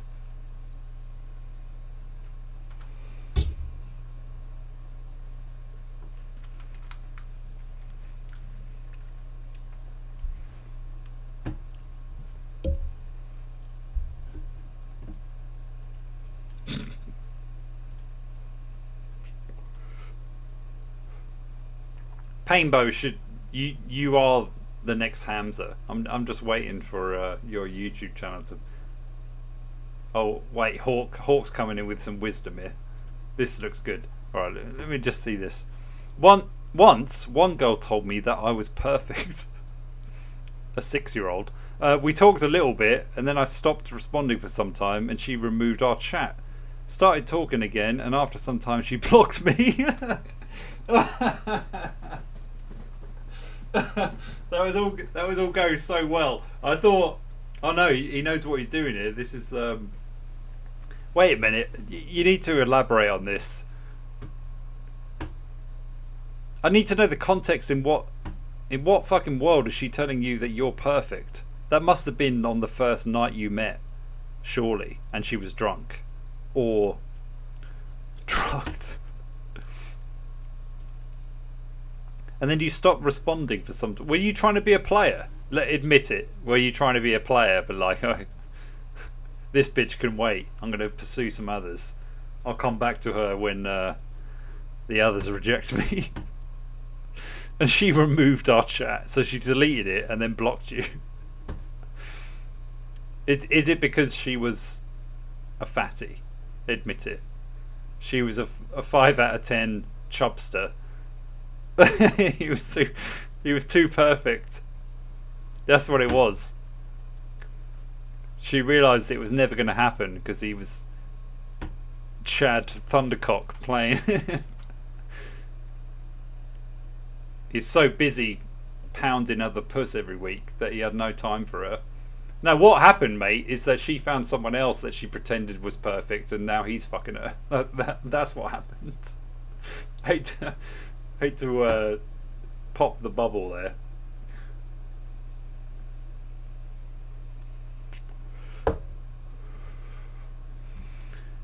I want you lot to start recording confessions. This is the beginning of something mind-bogglingly life-changing. You know, it's what's going to happen. I want you. I gotta love this guy's honesty. He's a good-looking guy, but I mean, look at him. He looks like he wants to cry all the time. And he's in a fucking sweet car. This dude should be getting fucking pussy. There's got to be one chick, you know, in her gold digger fucking early days who's thinking like, oh, he's doing alright. Not a bad looking guy. Clearly has no experience. That was Tinder. Well, there you go. There you go. That's what I'm telling you. You don't leave a chat on Tinder, mate. Like, as soon as you get a match, you go straight for fucking at least a WhatsApp. You don't. You go bang. Let's get off this shit because it's trash. And that way, if you are getting along, you can check if she's still on the Tinder. Because if she is, she's a slut. So you just need to get away from that. You gotta start. You boys need to start thinking for yourselves. I mean, I'm tired of holding your hands through this shit. I mean, I know that listening to Hamza or Tate or whatever other motherfuckers out there isn't going to help you, but I would genuinely help. Like, that's what we need. Anyone who wants some coaching, pay me $200 and I will give you the best advice that you could ever hope for for $200. All right? No, actually, we'll meet my 1,000. So I need 5 of you to come forward. You all give me 200 each, and I will literally tell you, like, whatever circumstance you're in, I will help you. This is guaranteed. No further, no extra selling, no drop shipping, no Discord nonsense. I will just say, okay, this is the situation. You'll show me what you look like. You'll show me your experience. We'll learn about your socio-economic value. We'll learn about your culture, and then we'll just go from there. And literally, if you do 3 to 5 things that I tell you to do, you'll get interest. You heard it here first. Like, this is a GC guarantee.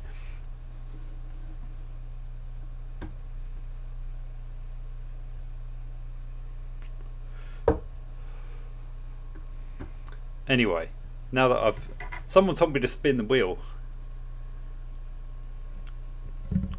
Okay, looks like I'm going to have to spin that wheel.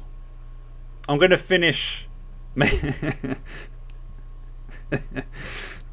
mean, I can only hope. We can all only hope it's going to land on Bully Hawk. It will one day, and after that, his life will be hell.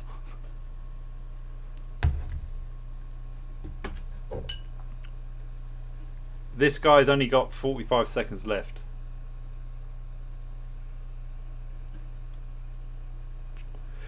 I can always count on you on the underhanded, bitchy remark. You're like a kind of like conniving girlfriend, ex-girlfriend. That's what. Just little digs. It's no wonder you don't have a woman, mate, because you are the woman. It's like you love that little comment. You always got to get that little comment in. Just a little reminder of like, oh yeah, not doing quite as well in your real life, are you? Just got to throw a little acid in the fire, you know? I know. That's what happens when you name dudes Patricia. Patty baby. Shut the fuck up.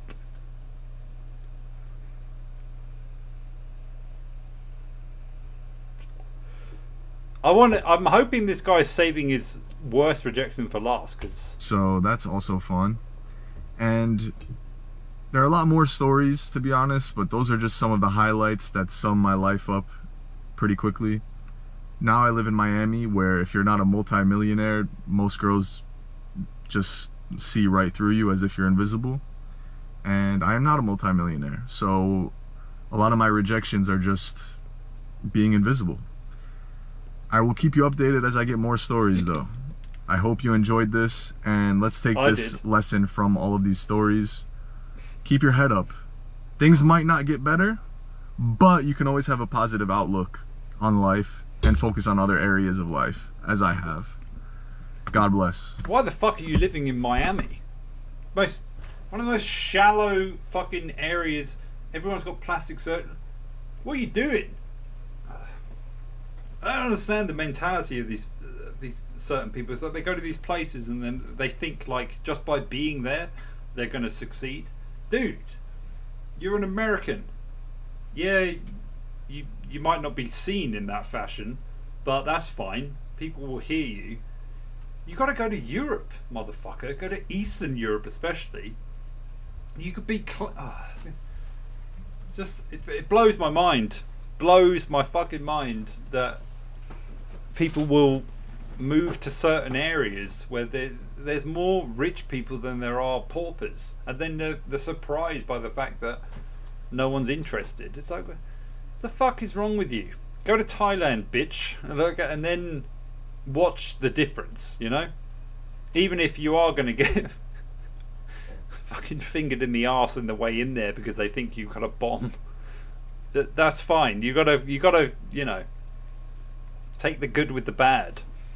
You've still got an American passport, and that is going to count for a lot.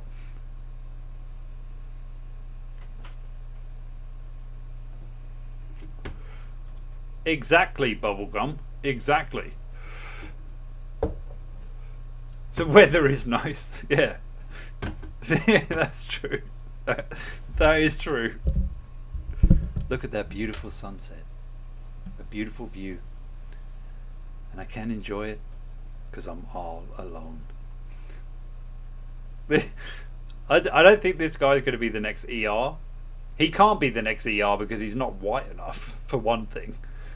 You'd never find a Muslim ER because it's just like par for the course. He's just like, oh, man. He blew himself up because he thought he'd get 40 virgins. It's like the only way he was going to get laid. So, I'm off on one now. I'm nearly out of wine. That means the stream is nearly done. Wait, do I owe a spin? I do owe a spin, don't I? A measly spin. You're taking advantage of my generous offer. Okay, it's just the one. Just the one spin. I shall update the fund. Look how far off it is, that grand. This is tragic. This is fucking tragic.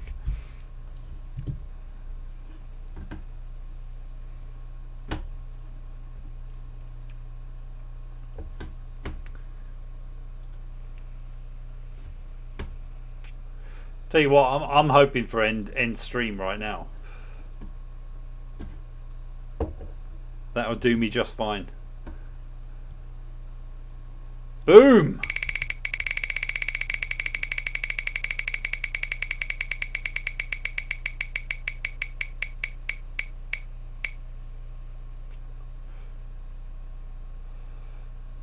You've won my respect. Rainbow. You love winning my respect. That just seems to be your natural, you know, you're manifesting it.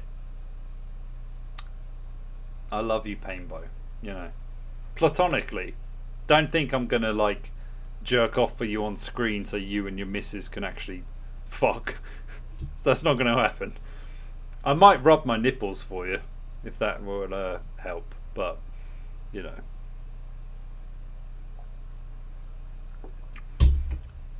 Hawk, you donated about an hour ago.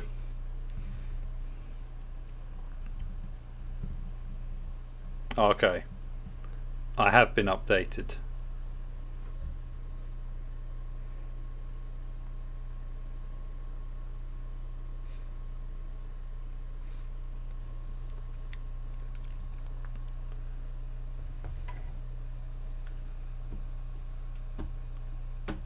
The PayPal is on. Have you got your phone?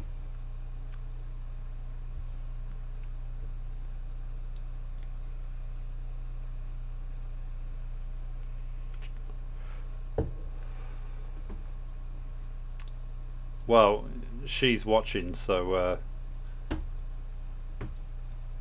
up to you, babe.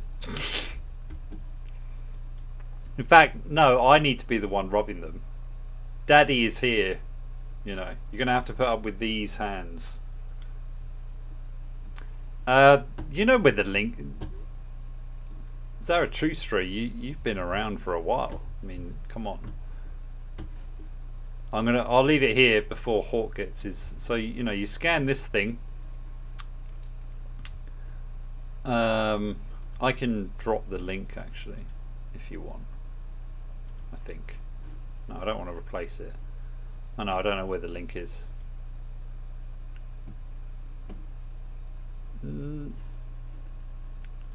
No, that just it just means you get to donate again.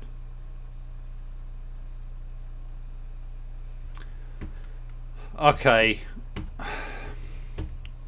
You're making me work. let me find my own channel and I'll drop you the link. Is it really not in the description for this? I'm sure it is. You lot are fucking with me.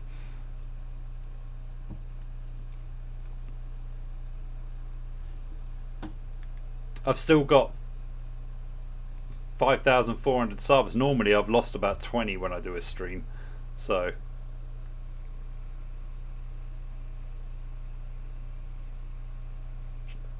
what I might do is start making you watch my movie reviews on screen and just be like, oh yeah, I should have checked that out. He's right. I should always listen. So maybe it's because it's not putting the default. Oh, it doesn't put the default. Okay. What a cunt. These fucking things. You try. Okay, I'm going to put this in the video link, but I'm also going to put it in the stream. So there it is. The link is there. And it is now here. Hopefully if you reload my ass it should be there, or it's there.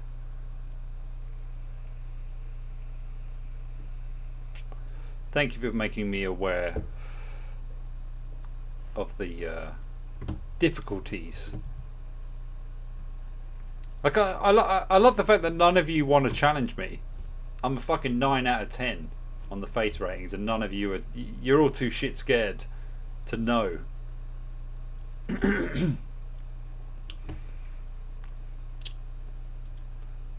That's fine. Oh yeah, I've got a spin, haven't I? I don't want you fucking me over, Hawk.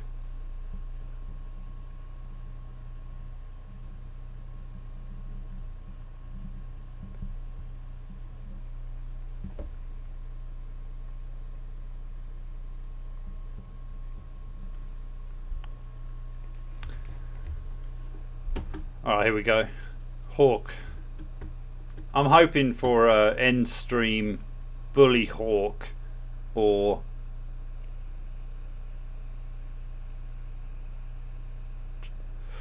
go to jail.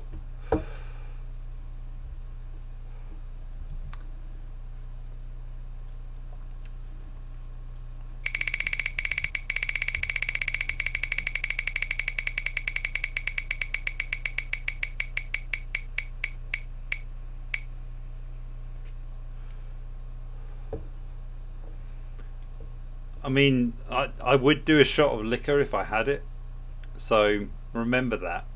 And the next time I've got I'll do a shot of wine. Alright, there you go.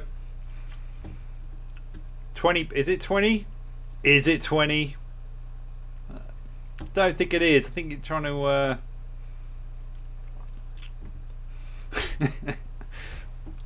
I think you're trying to fuck me, Hawk. I feel like more spins are coming. I feel like I can sense it. I've got a good you know, once you've been doing this for a while, you start to realise.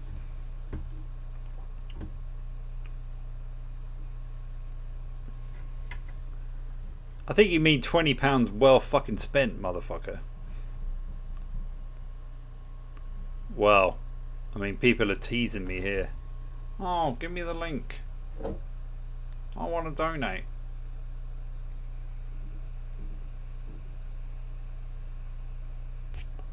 Hawk's pretending he's the only one who's donated here as well, by the way, which is outrageous. This man has no shame. He will take credit for things that he had nothing to do with.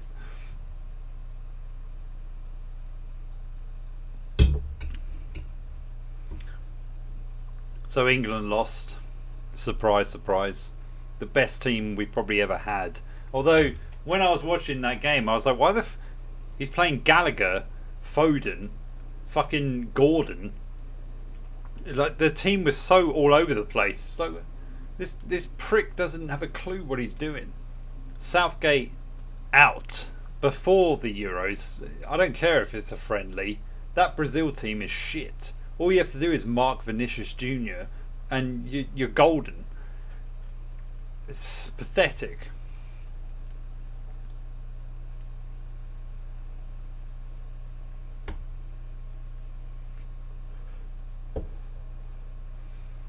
I've got to up. How much am I up? Like, yeah, but you got to remember, I can only count the money that I'm getting. What is it? 25 then? I'll call it 25.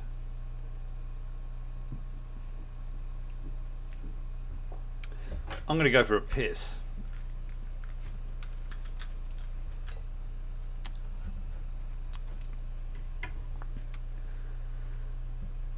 And, well, when I come back... Oh, hello. Oh, Timmy boy.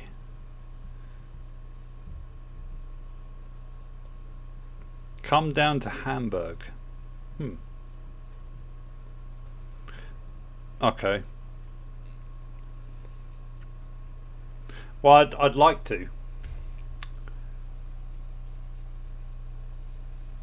It's complicated in terms of visas and whatnot. But yeah, we'll think about it.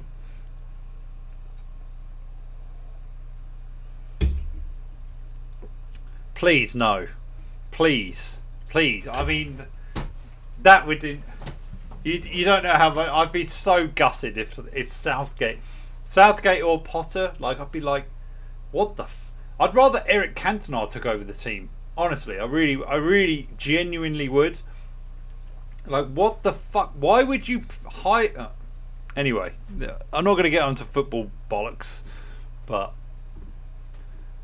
Did you win spin again? I'm going to trust you, and we'll do one more spin for you. Alright?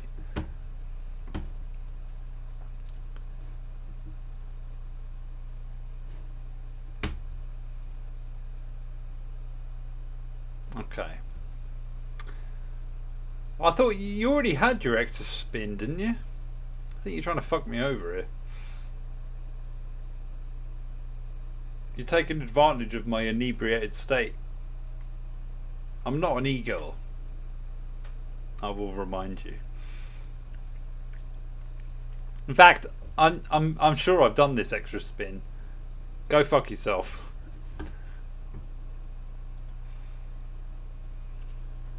Oh no, Timmy will get a...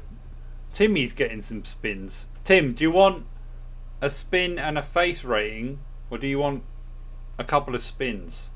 Let me know. I'm gonna piss.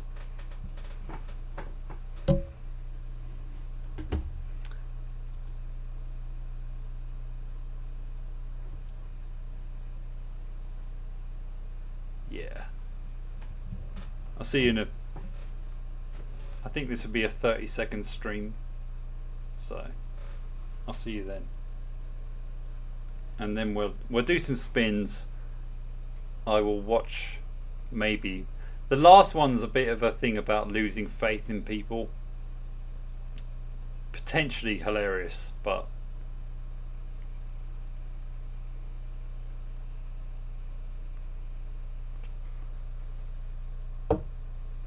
we shall see.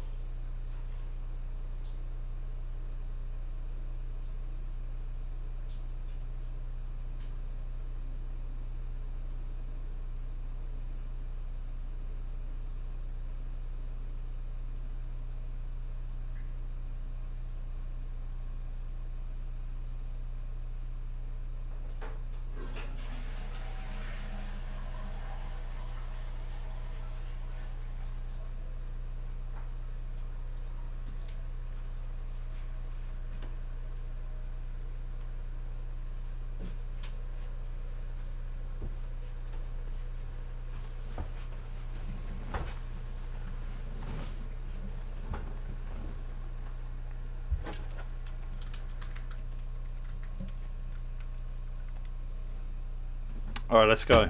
What's going on?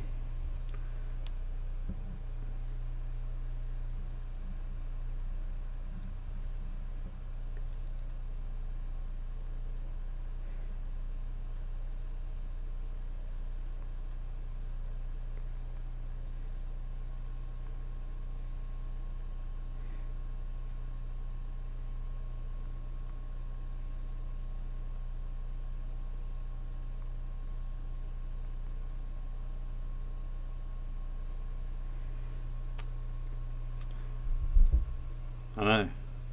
You were wanking over it, weren't you? All right, Timmy, you want a spin? I'll give you a spin. And if you want a face rating, well, you need to send it pretty fucking pronto, because I want to get the fuck off this, if I'm honest. I'm running out of wine. You want a face rating now? Oh, face rating of what? You need to send me a pic.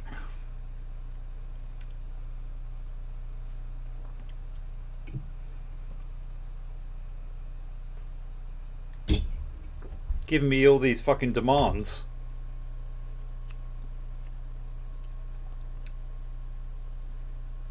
You think I've got a pic of you saved on my hard drive? I mean, I do, but I don't think other people want to see that.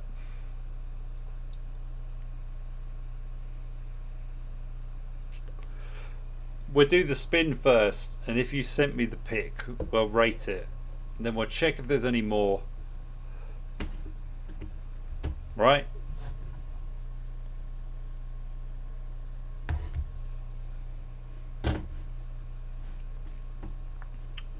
Alright, spin first. And if it goes on end stream, your luck's out. All bets are off.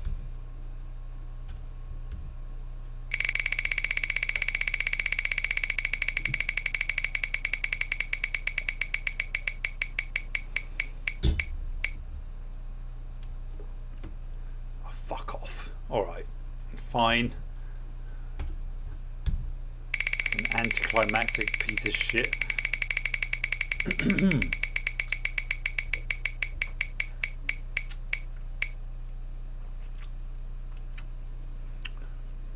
Oh.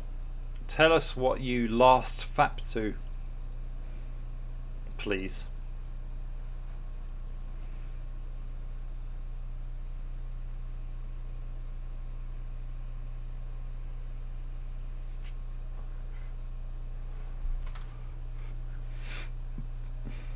We're all waiting.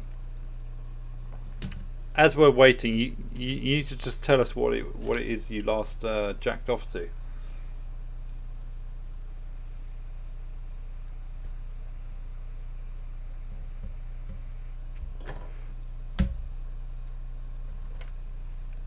Motherfuckers are trying to turn this into about, oh, what's everyone reading? No. What's everyone wanking to? That's the important question.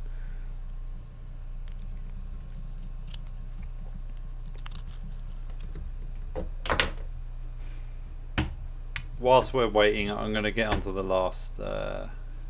Okay, I'm going to get through this list. This is for entertainment purposes only. It was very entertaining. I'm not sure about his last one.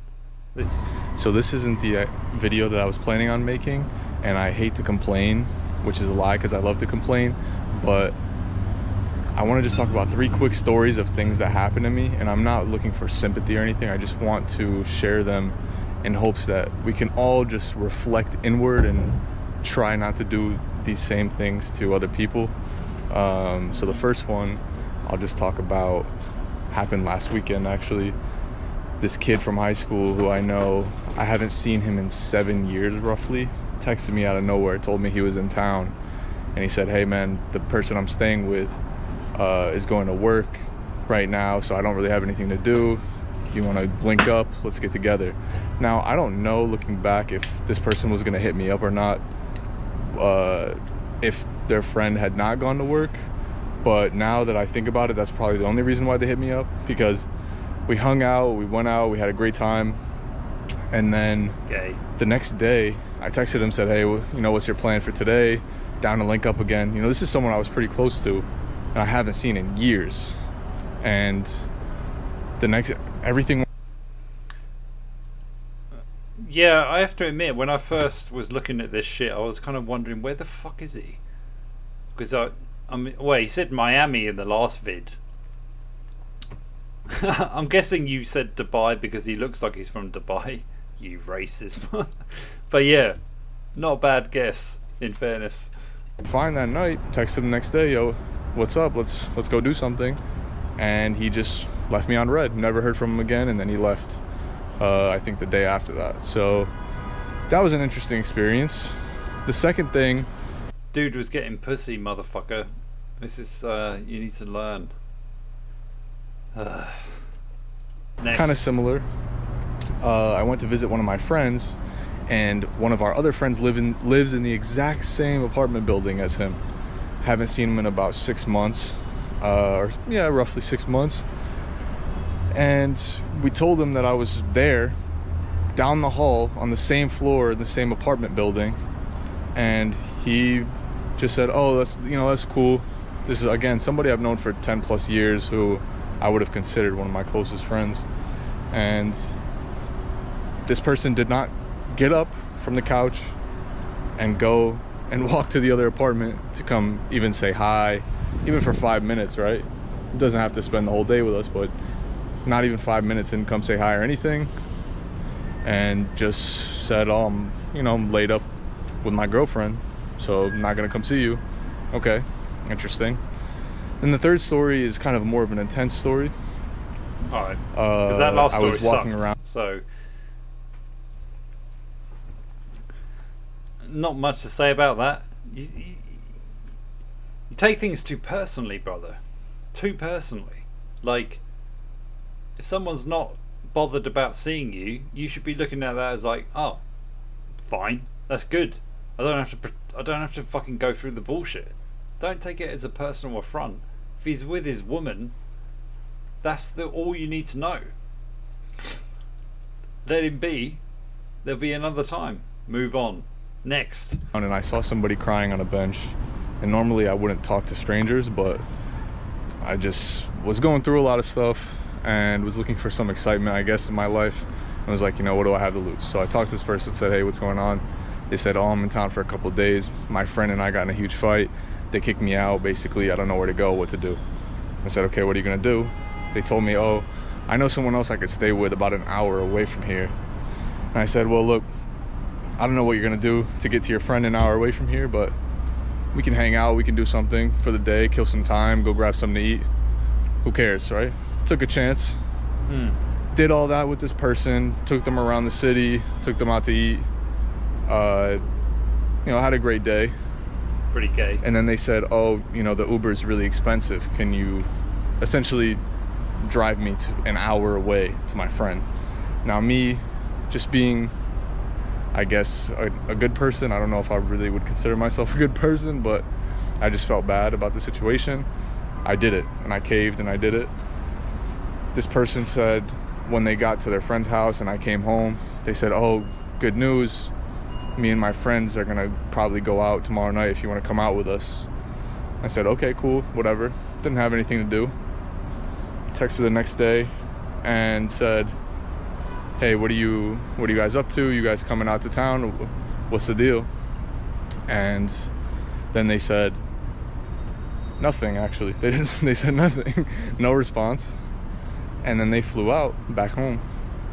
And so this is 3 examples of just, I don't know, I don't even know what you call them. Me trying to be a good person, I guess a good friend. In that case, I didn't know that person, obviously, and each time I just got stabbed. So if you plan to do that to somebody you know, especially if somebody you care about, just don't do it.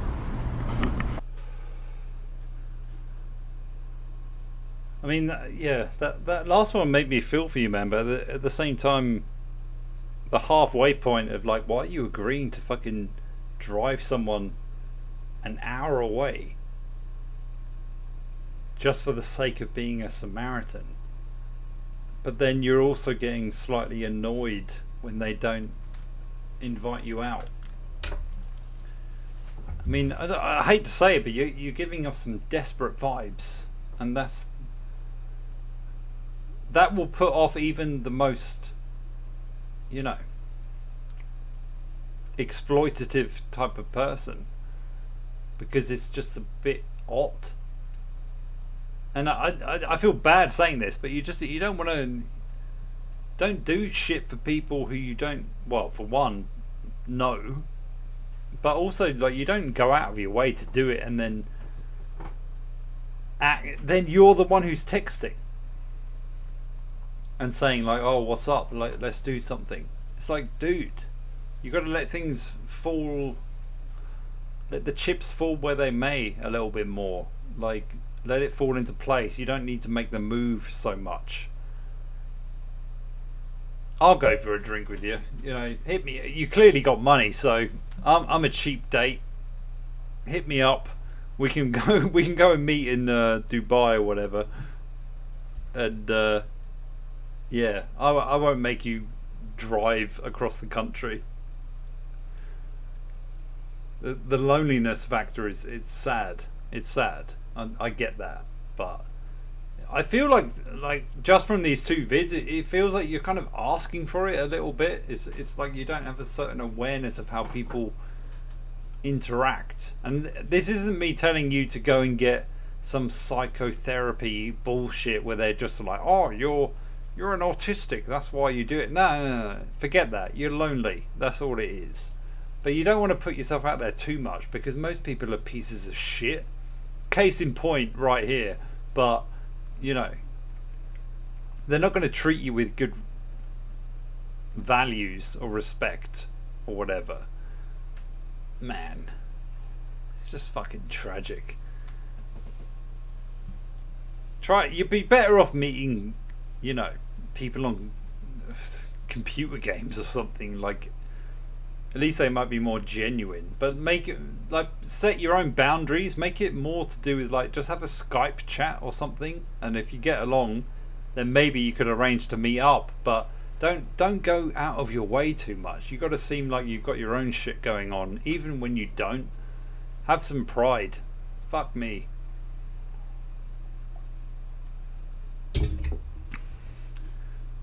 It's not an issue for me. That's what I'm saying.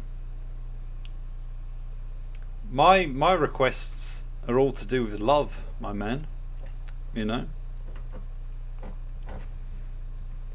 They're not for my own benefit. Well, they are, but they're not just for me, you know.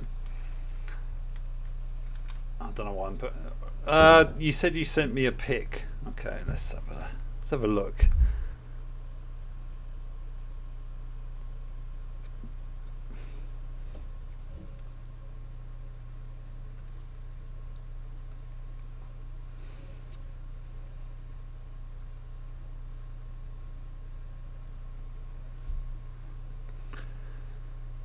Well, you sent it to me on Instagram, which isn't... no, it needs to be straight on. I mean, I could do it with this one, but... Alright, I'm going to find one of you that's... It needs to be a... Fuck's sake. Fucking...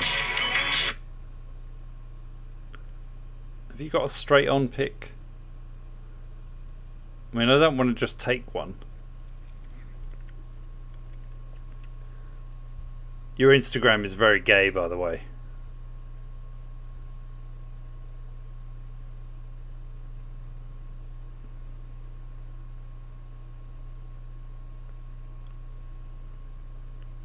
Not that I'm judging, you know, but I need a pic that is straight on. You'll understand if you send it. And if you can't take the pic right now, I'm gonna like it anyway.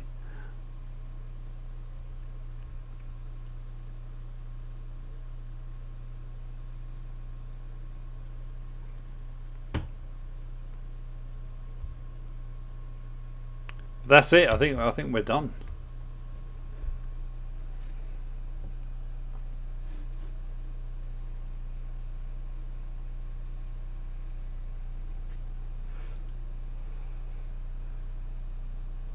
donate. Give me your... I love your crumbs. Give me your crumbs.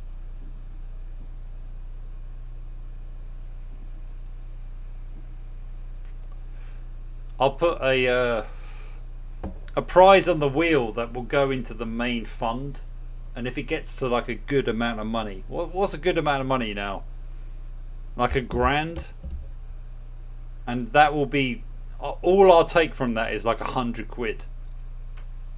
So the rest of it's yours. Whoever wins it, and we can keep accumulating it, you know. And your chances are much better than the fucking lottery, you know. I can't give a face rating with the picky scent because it's at an angle. It's got to be. I'll show you what I mean. It's got to be face on. So if it was me and I take the picture, it's face on, you know. But your picture's like this, so I can't work with that. And then it does this for some fucking reason.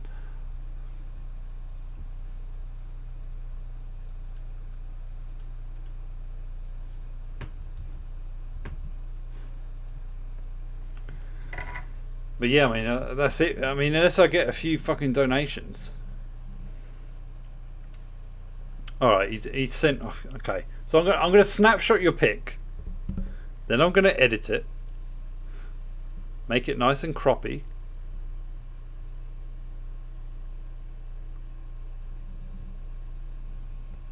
Okay, we're done with that. Now it's saved in the photos. I'll go to my email. I will send myself the picture of your very nice self.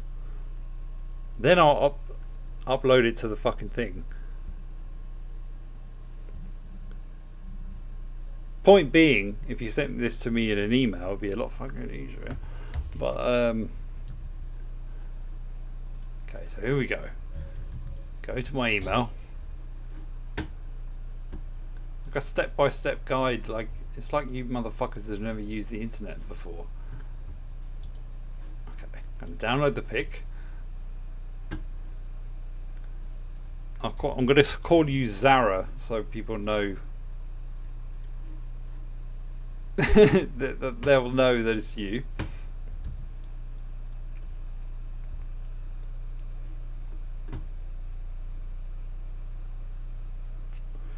Hawk is too much of a pussy to send his pick in. I'll remind you that I am an 88%. I'm a 9 out of 10. So, you know, you're a brave man for putting this in. Okay, I think that is all saved. See, look, it's on. This is your massive fucking email. So, get her out of this. Mail. Select a picture. Boom, Zara, there you are. A very nice picture indeed. Look, it's almost perfect straight away. In fact, I would say that is good enough. You're in there. We'll measure you up as it goes on. You'll see how it goes. So I've got to move this here.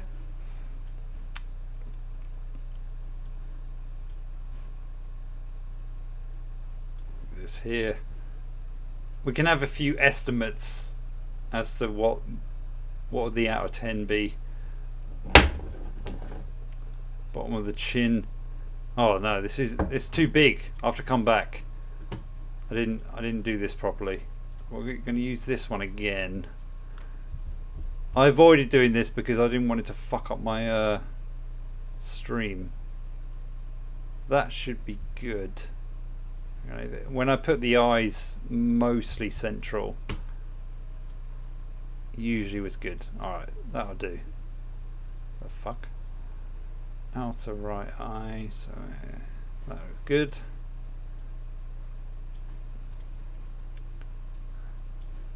Boom. Hard to know because, like, yeah, that's where I put it before. Outer chin is about there. Nice beard, by the way.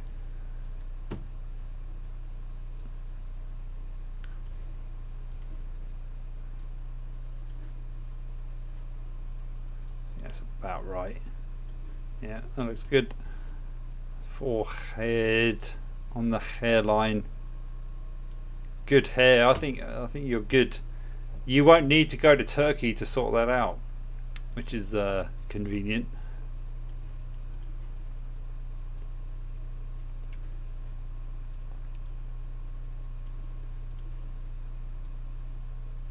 Can see. Okay, so that's on there.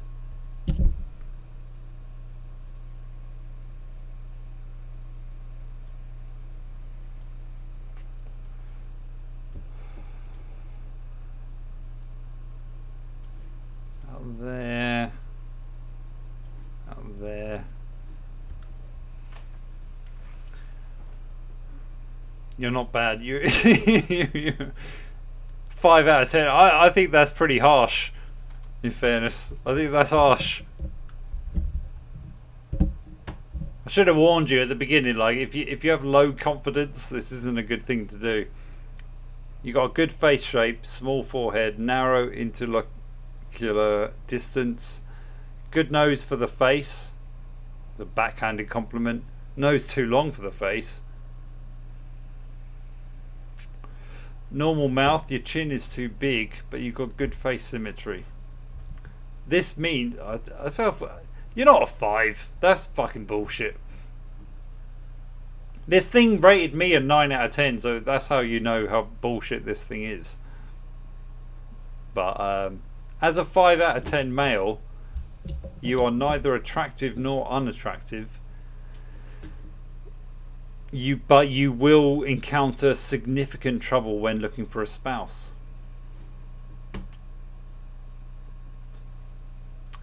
Well, or is just speaking facts that I am clearly. I mean, what do you think GC stands for? Giga Chad. Duh.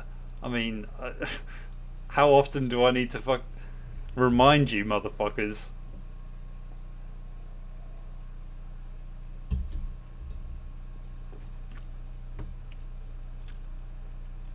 It's just. I mean, I'm not the one saying this. This is it's just Pig is bad. You could be wrong. You have gained a crush.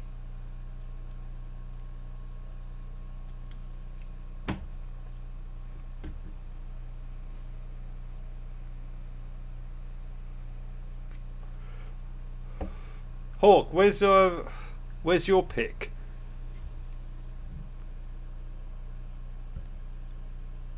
Little Puss doesn't want to fucking contribute. He thinks he's the shit and he doesn't want to fucking send it in.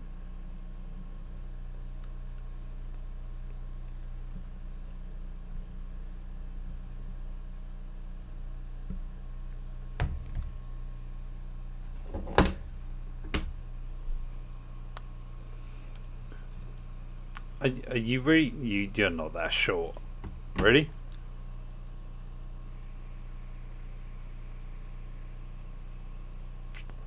What is that? Like 5 foot?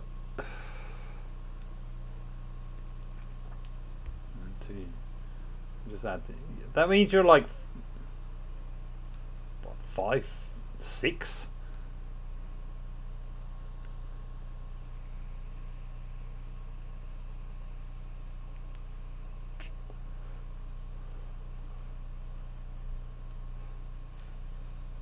This might mean that you're.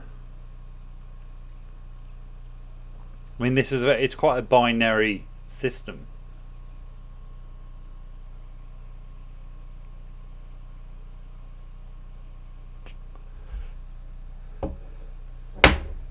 Wait, I need to. 5'8", 5'9".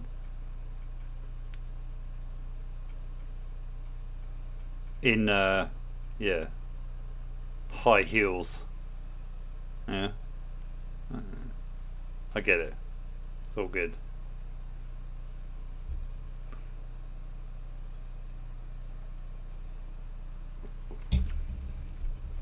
Sorry, but my my girl is definitely punching. It's fucking nonsense.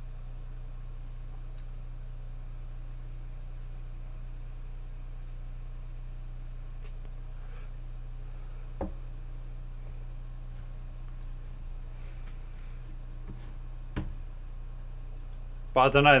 The more I look at myself, I'm like, actually, clearly, I mean, the jaw is there, the hunter eyes, it's all there. I'm surprised I wasn't a 10, to be honest. I'm actually outraged.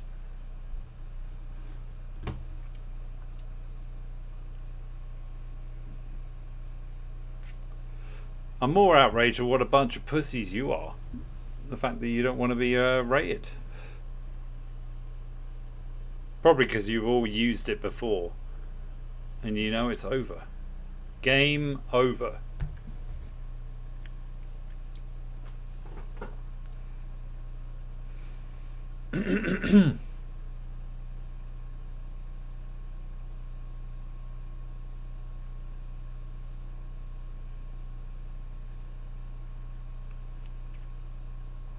Honest question though, are you gay? You know, I'm not.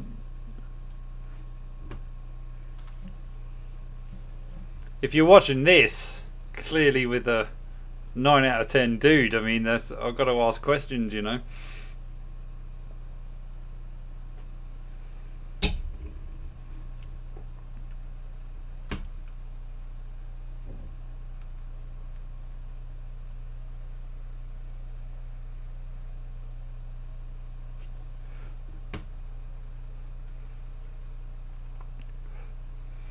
If you want, I can rate you in private. I can't rate a dick pic on screen live, but I could do you in private.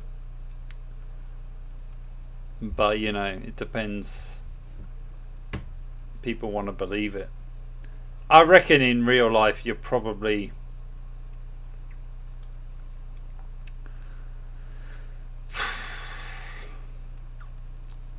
somewhere between a 3 and a 6, maybe a 7, because you got a lot of mouth.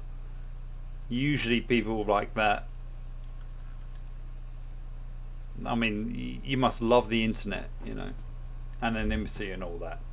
But I think you got charisma, so hard to judge. Guess. Yeah. I think you're persuadable, for sure. Probably gay, if I'm honest. I mean, the peroxide blonde hair. You look after your face, clearly. Yeah.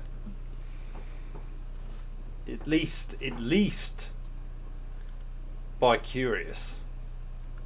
So.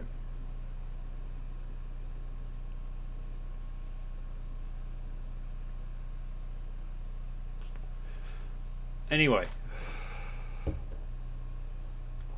unless I get some fucking donations in the next minute, I'm going. I think I'm fucking hanging around here, giving free advice.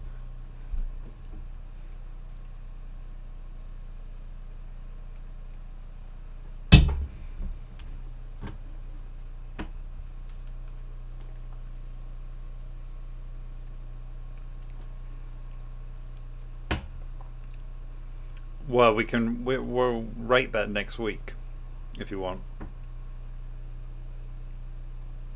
Send me the new one next week, and we'll judge it on there. Because I've already gone. I'm nearly at 3 hours ish. I'd started late, in fairness, but.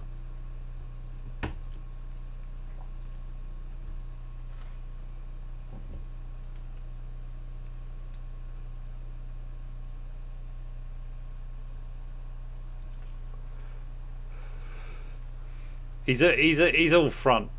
He's all.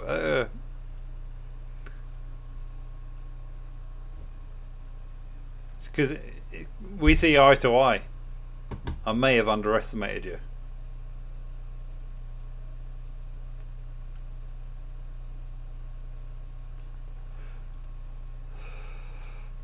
Well, there you go. There you go. Well, I think that's it. Oh, Hawk, you little slut.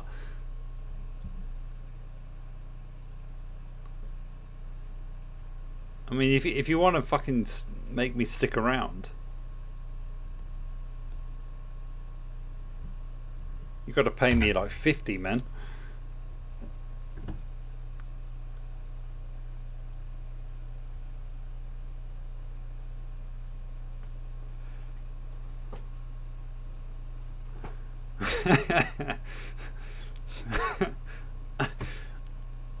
Fair enough.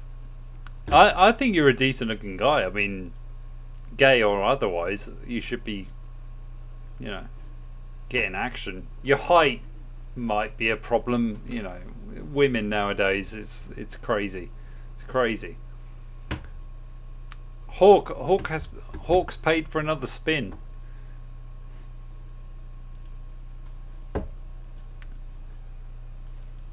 He must have a fine new job. If he's willing to just shell out this kind of money, I feel like I'm getting screwed over somehow.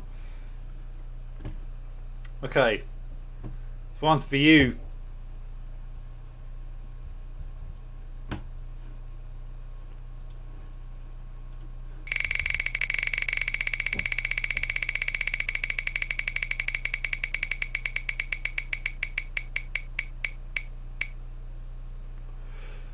End stream. Adios. End of game. I'll see you later. It's been fun. I've enjoyed it. Let's say. I'll see you next week. Bye.